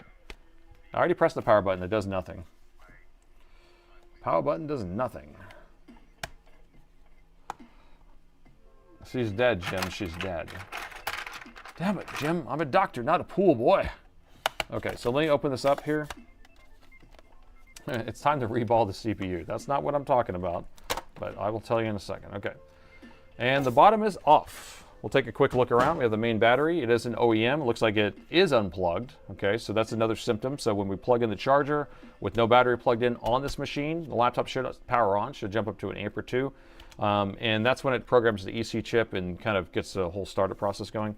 It is an OEM because it has a serial number here. We have 2 sticks of DDR5, probably. I don't know how big they are, but they have a lot of chips on them. And we have 2 fans. They look clean. And NVMe is populated. So we have all the stuff here. The laptop looks like it's in great condition. Now, when we have a PD controller that does negotiate up to 20 volts, but then does not pull any current, usually means we have a short somewhere on the main power rail. That's what I think. So we're going to go straight to the main power rail and see if we can measure to see if we have a short. Now, if you're on a machine that has a power rail that is different, like it's not like 20 volts, this thing doesn't run off 20 volts, it runs on a lower one, so 12.6 volts. I always just like to go to the CPU. That's where I usually like to measure for my power rails. So I have the battery unplugged, I'm putting it in continuity mode, and on these, there's plenty of these big tantalum capacitors we can measure. This is going to be the main power rail. We have underneath here the coils and inductors and stuff that power the CPU, but if we just measure here, we should probably have a short, I bet. And we have a short, but you can't see it because the meter's not showing on the screen. Try it again. There we go. So it's a 0.4, I'm pressing down hard, 0.3, 0.4. 0.3 ohm short. So we have a short on the main power rail. We're missing the 3 and 5 because the main isn't there because it's shorted. So you better say, okay, so let's see what people are saying. So memory shorted on the 3 volt, on the 5 volt. We got GPU, premise says GPU. I like that. CPU, CPU, VR MOSFET. It's the VR MOSFET, that's right. Or it's this thing right here.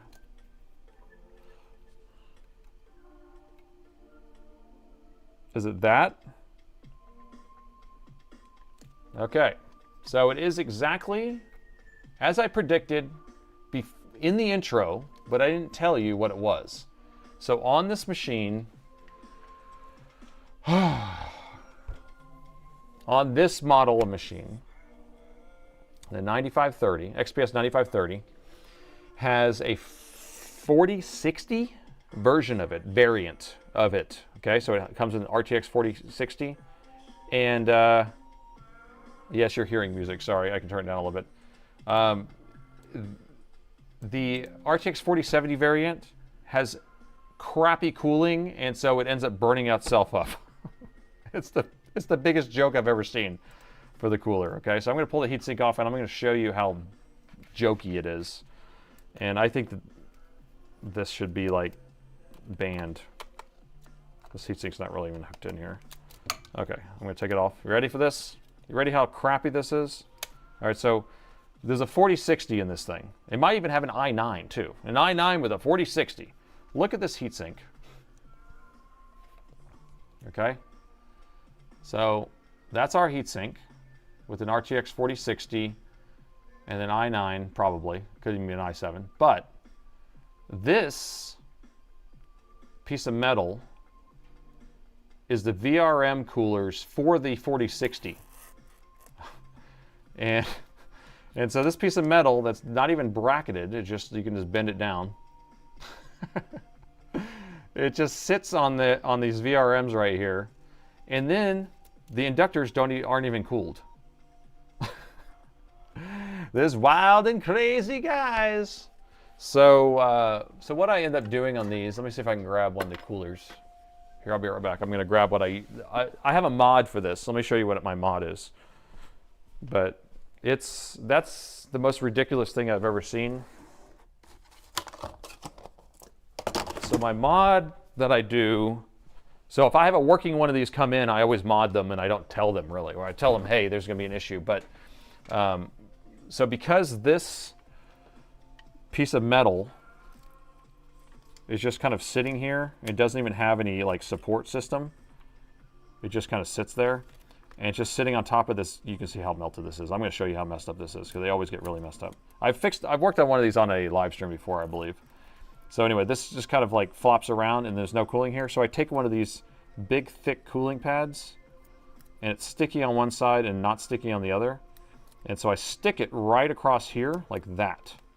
And so it cools this and pushes down on this, and then this actually makes contact with the base, the bottom cover, the big aluminum cover, and basically applies pressure on this to apply pressure to the VRMs, and applies a thermal barrier here, and then pushes it on there. Anyway, so that's my mod that I do. Now, it's a little too late for this one. So let's see how bad this is. So it's probably unrepairable. And so 99% of these, when this happens, I just have to disable the GPU, and then you just got to run it off the CPU. And so we're able to fix it, you just can't run off the GPU. So I'm just going to take this off, and we'll see how... Oof, this thing is messed up, bro. Oh, wait, go thermal. Yeah, we'll go thermal. Thermal kaboom. Yeah, there's probably no fixing this. I could probably replace that, but what ends up happening is that the core's completely destroyed. I mean, look how melted this is inside of here. Look at that. This big solder balls melted coming out of it. Like, that's how hot that was getting. These are AT00s. And then usually this PJ equals is blown, and this 7J equals. 7J equals is for the RAM, and this PJ equals is for these VRMs right here. So we're just going to take this off. We'll probably have to take them all off. We'll take them all off and then see if we can get this thing to turn on. We'll see if we can even get it off. But I'll pull the board because that's a responsible thing to do. Otherwise, we're going to have an issue with melting the keyboard and things like that.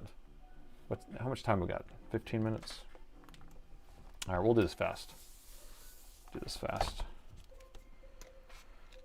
We'll at least get this thing turning on. Here's what I think my game plan is going to be for you guys, because we're running out of time. So my cutoff is in 13 minutes.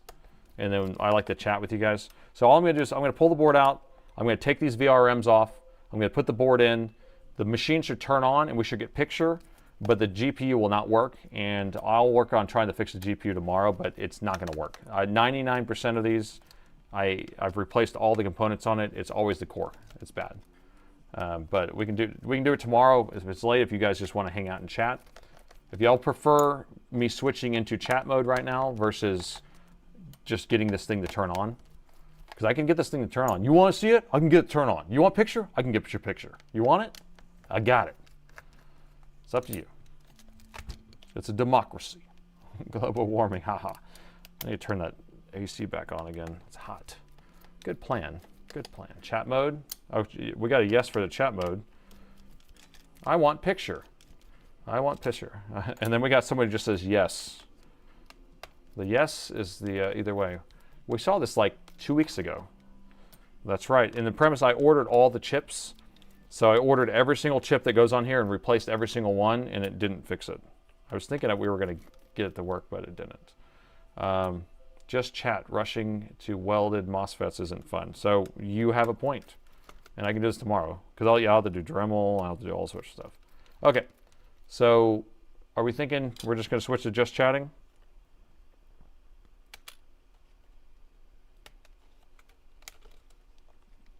Yeah, I think so. If you can't fix it in time, it's a waste of time. Slap it. All right. I think we'll just do just chatting then. But I can tell you right now that 99% I could make this thing work, but 99% it will not work with the GPU. How's that? If that helps. So we are switching to just chatting mode. Hopefully you guys had fun tonight. We did. We spent a lot of time on that one machine. Whew. I don't really know what we were doing on that one. I'm going to come in tomorrow and be like making my notes and like, what did we actually fix on that machine?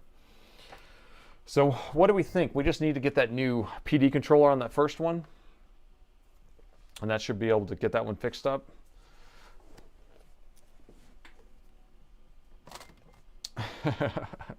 Auntie M's tornado hit the chip. Auntie M, Auntie M.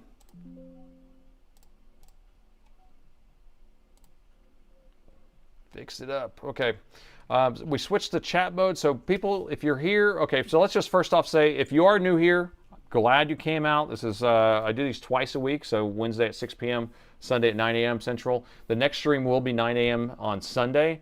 And right now at the end of the stream, we always do kind of a just chatting thing for about 10 or 15 minutes. You guys can ask me any questions you want. I haven't drinking any water the whole time. You guys can ask me technical questions and all that stuff because we don't do that during the stream itself. We do it towards the end, and then whenever my brain's all zonked and I've been here for 15 hours, that's the perfect time to ask me questions. But order a stencil for a GPU. And I actually have a bunch of stencils for GPUs, but I freaking hate stencils, dude. I hate them. Every single time I'm reballing stuff, it's just, for like big chips, I hate it. Your handheld mini blower, what kind is it? It's this guy right here. If you take a picture of it, look on AliExpress. They have these all over AliExpress. You can probably get them on Amazon too. It has a little thing here. It's USB-C rechargeable. Almost looks like it's 3D printed. I don't know what it's called. Dave's not here, man. Blame Dave. Did you fix the first laptop? The first laptop technically kind of works. We replaced a couple different chips. It does power on, but it's only getting 5 volts to try to power it on. And the CPU is getting hot. So I feel like we're a step closer, but the answer is no in general because we don't have a charged battery and then we don't have the right PD controller, so we put the wrong one on there. What do you think of the new Alienware 15, the 2026 series? The videos say they're cheap. Okay, I haven't actually looked at one. I've seen the 18s, only the 18s. I have not seen the 15s. I didn't know they had a 15. I thought they only had 16s and 18s. So I can't speak to it, but the 18s were built very well. That's all I know. And I like the cooling of it. Have you ever had a laptop repair that kept you up trying to figure out how to solve the problem? Oh, yes, every single day, man. Every single day. The one from last Sunday, the one with the hot chip on the display, it's still hot. And I even changed out the display port muxing chip and things like that. It's still getting hot. So I don't know what's causing that chip to get hot, even though it does work kind of, but it does end up flickering if you mess around with it still. So I'm still trying to figure out that, but yeah, all the time. And sometimes I'll hold on to something for a couple weeks and kind of check back until I finally figure it out. So does the 9520 need the mod? It does not need the mod because it doesn't come with an RTX 4060. And so it's only the ones that have the RTX 4060. So had to leave, sadly. Did you fix the precision? We kind of fixed it. It does power on, does have the GPU gets hot, but we don't get a picture yet. So we're getting a little closer. New to the US from South Africa, built my first PC, only from parts on Facebook. Almost done, just need an SSD, but very expensive. So I'm running on an HDD hard drive. Well, it's awesome. It's a lot of fun to build a machine. It's a lot of fun to kind of get all the parts together. That's kind of part of the whole entertainment of it all. Motherboard and AIO power supply, no post, an external USB powered CD-ROM spins up, but no video. I tried another screen, no luck. Any suggestions? Okay, well there's a lot of different things there. So what I like to do is systematically take things out of the picture, take RAM out, see if you get a different error code, see if you can get error codes. If you're not getting any response from that stuff, it's kind of hard to know exactly. And I only work on, that sounds like a desktop, right? Or is it a laptop? I don't know what model that is. I only work on laptops, so it's hard to know. Wolfbox, let's see, makes one just like that. Let's see, he's been modding. What smell of it? What do you see the fix of the power inverter? Wait, I want to see you fix a power inverter, like an actual inverter for like DC to AC inverter or a LCD backlight inverter. I've never worked on an inverter, I don't think. Dave's always here. Dave's always here. I start getting behind on the chat, by the way. Got one of those handheld blowers, $25 on Amazon, originally $69. You know how that is. They mark it up to mark it down. I came across it again, and I put it on Discord. Perfect. Okay, Dragon Ball. Yeah, and they work okay. I bought a couple of them. I mean, they don't really have that much air. I usually use it for cooling, not for like blowing, because it doesn't really blow that hard. What magnetic base do you use for chip reballing? It's going to be this, and somebody else can probably pronounce it for me. AMO, what, AM something. So the problem with this stencil is that you have to have a bunch of different ones. So I have a bunch of stencil here, and then you have to have a bunch of these, and there's a couple different bases, but those are magnets. This sits on top, holds it down, and then you wipe in the, it's not balls, it's the actual paste, solder paste, and then you can kind of use a generic one there. It works pretty good. It's still a pain, but it's better than nothing. Which UT or Unit T meter do you use? The 16B or the, I'm using the 161E, but I used to have the B. So I went to the E afterwards. The E actually has higher precision, so that's why I went to that. Can you make a t-shirt LLM liquid metal as simple as that? Oh, okay, instead of having all those words on there? Okay, okay, yeah, I can do that. I can do that. What is your taste of perseverance? What is the taste of perseverance? I don't know the question of that. LLM is a joke because it's leaking liquid metal, because a lot of these machines come with liquid metal, and so leaking liquid metal is the joke. Prediction of when RAM prices will go down. Oh, I think they're already coming down. We are not having the crazy hoarding and stuff like that anymore. Does the other laptop have the same hot chip? I still have not found a board that is the same board layout. That's the problem. So I don't have another one to compare it to, but I can tell you that that chip that we were changed out last night or last Sunday is getting 75 degrees, but if they flip it over, the DisplayPort Muxting chip is getting to 65 degrees also. And so that's getting hot also. So I changed out both of those. It's still hot. I started changing out some capacitors around there, changing out some resistors. I'm just kind of working my way through it. I've also changed different screens. They're still doing the same thing. So Sinan says that his has a 3050 on his 9520, which is perfect. You don't have to worry about the 3050s. Even on the 4050s on the 9520s, you don't have to worry about it. It's only the 4060s that have the issue. They don't have as many VRMs. What is your thoughts on an Acer Nitro laptop? I've never worked on one, never worked on anything other than Dell and Alienware. That's it. Never even opened up another manufacturer, so I cannot speak to any of that stuff. Sorry about that. If I sent you a laptop, an M15R7, oh, please don't. It needs a replacer for sure. Would you consider that a board repair? Now, if it's an Intel edition, it has liquid metal on it, and so if the liquid metal is spilling, then we charge a little bit more, but if it's not spilling, it's just a regular repair for $129, and then, so no.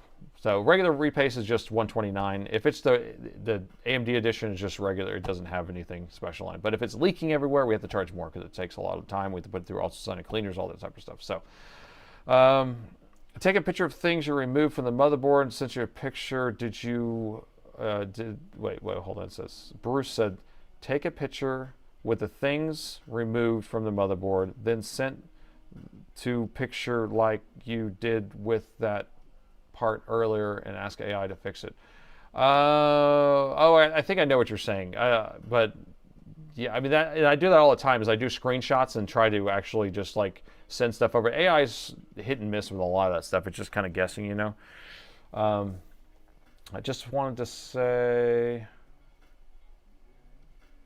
Just wanted to say thanks for the power meter STLs you posted. Made the details for Dell's using universal chargers for other ones. It works great. Awesome. Well, thank you there, Spam. And I have a new version that has the USB output. I still haven't uploaded. I need to deal with that. Oh my God. I just noticed your shirt, laughing my ass off. Yeah. So this is just it's a joke. I mean, it's an inside joke. I was somewhere today and people were just sitting there reading it, and I'm like, don't even read it. It doesn't even matter. It's like, it's an inside joke. Nobody even knows what I'm talking about. Are the candles available yet? Raph, where are you, buddy? You need to fix that. I don't know, but we'll check back. I'll see if I can do a post on it once it is available. Desktop, I took out the RAM, no change. The motherboard is still dead. Yeah, so I don't know. I don't work on desktops, so it's hard to say. Like, I have a couple desktops. I mess with them. Are you still using the 161B or the E version? I'm using the E version. The B version has the lower count on the whatever you call it, 6,000. This is a 22,000 count, and the other one's like a 6,000 count. So the E is a 22,000 count.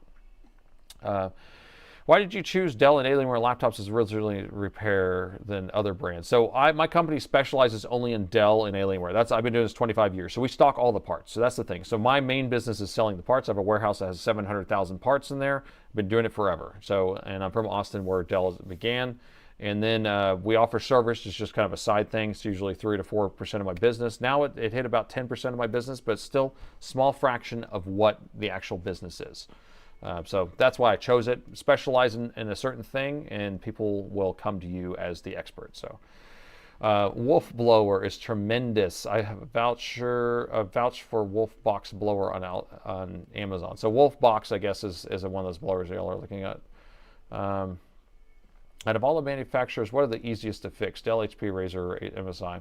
George, don't know. I don't know, but I'm sure somebody else can answer that question because I don't work on anything. Premise works on everything. I know that other people have worked on stuff like that. Appreciate another great live stream. Apologies for the distracted flirting text from South Africa. No problem, no problem. Having lots of fun here. Let's see what time it is. 10 o'clock on the dot. So I got a couple more minutes here.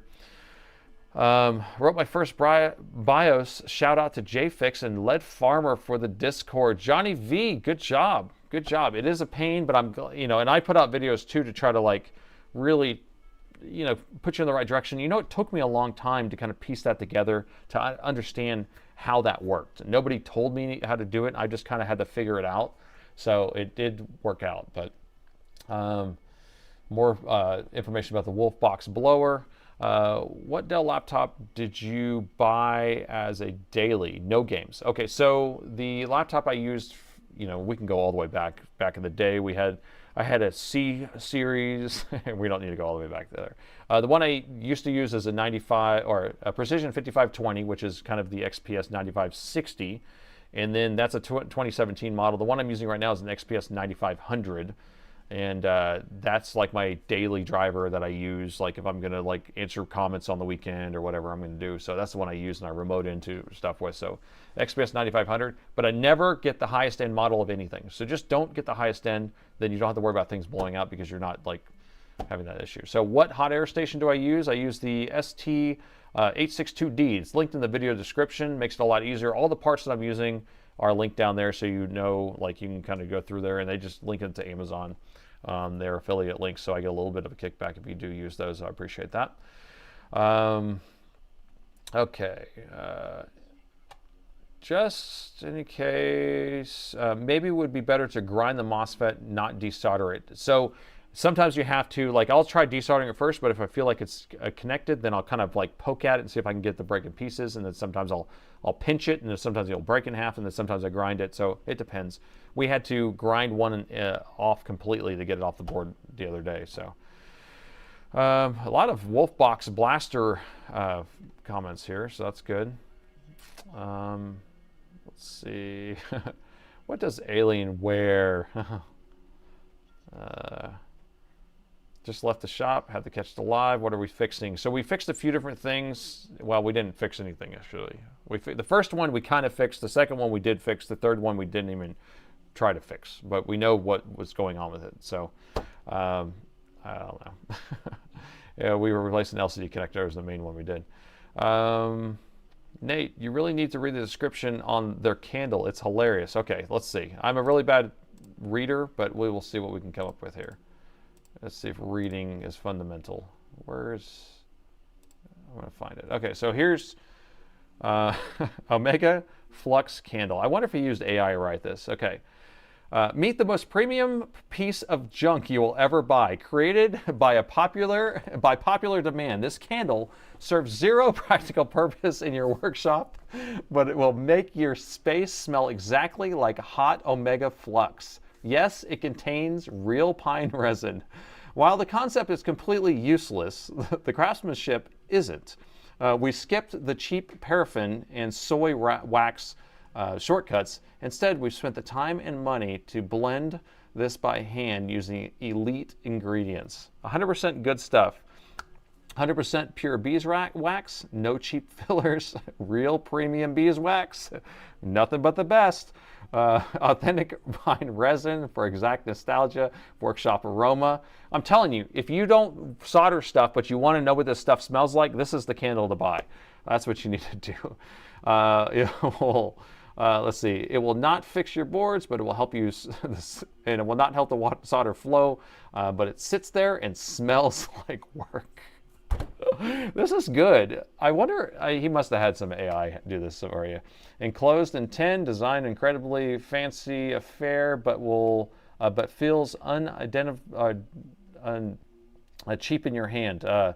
Each unit will contain exactly 20 grams of experimental beeswax and rosin blend. Please note that this is a prototype. By purchasing this, it is officially a test, a subject of a highly questionable experience. You know, he did not put that it was 100% GMO or non-GMO, and he didn't say gluten-free. He didn't put all the buzzwords on there. He needs to, he needs to add a little more buzzwords on there, but looking good, looking good. I like it.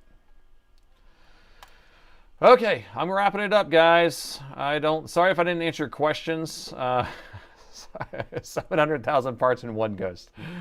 You know, hold on. I'll tell you this one time before I leave, before we log off. So this was years ago. So my warehouse is 14,000 square feet. Yeah, there's lots of rack spaces. There's lots of shelves. There's lots of places, okay? And so I had an alarm go off. And when I was at home, and I came, and the police came, and they're hunting around. It was a motion sensor that went off, and they couldn't figure out why the motion sensor went off. And they were like going through the whole warehouse in the dark, and they were searching everywhere or whatever. And so we just kind of blame it on maybe it was a rat or something. I don't know what triggered the motion sensor. Maybe it was this ghost they're talking about, right? So lock up, leave, and it was probably 2 weeks later. I'm coming to work. And I see one of my employees, and he's sleeping under the stairs on my back dock. So I have like a staircase you walk up, and there's like stairs, like really like only like 3 feet off the ground. He has been sleeping under my stairs in my back of my building for I don't know how long, a week or two or a month or 3 months or whatever it is. I have no idea. And then apparently on the weekends, he goes and hides in my warehouse, and I lock him in. And so he had been living in my warehouse, and that's why he accidentally triggered the alarm when whenever he was walking around, I guess, and the alarm went off. Anyway, pretty interesting story. I've heard people do that, though. I've heard that someone's like moved into an Amazon warehouse and was like built like a whole area around him, had big screen TVs and all this stuff. But anyway, all right. Andy from Salem's Techsperts broke in. What? He's here? Andy? Where you at, Andy? That's the joke. I got you. It went right over my head. It's late at night. Anyway, okay, guys. Well, if the candle ever goes up for sale, buy it. I want you to blow his socks off with how many sales you get, just because it's fun to do that. And I'm going to see if he makes some other scented candles of like burning plastic and like, all the other different things. So that way you can do smell-o-vision. But thank you guys for blowing my socks off with the generosity and donations and subs, and I think we almost got to level 10, and it was an incredible night. I had so much fun. Hopefully you guys had fun. We didn't really fix that much stuff, but we did do something, and we did have fun hanging out, and I appreciate everybody who came out. The next stream, gritty for one bacon. We need a bacon candle, that's right. So next stream, Sunday, 9 a.m. Central Time. So if you enjoyed this one, tune into that one. And I appreciate each and every one of you. And thanks for watching.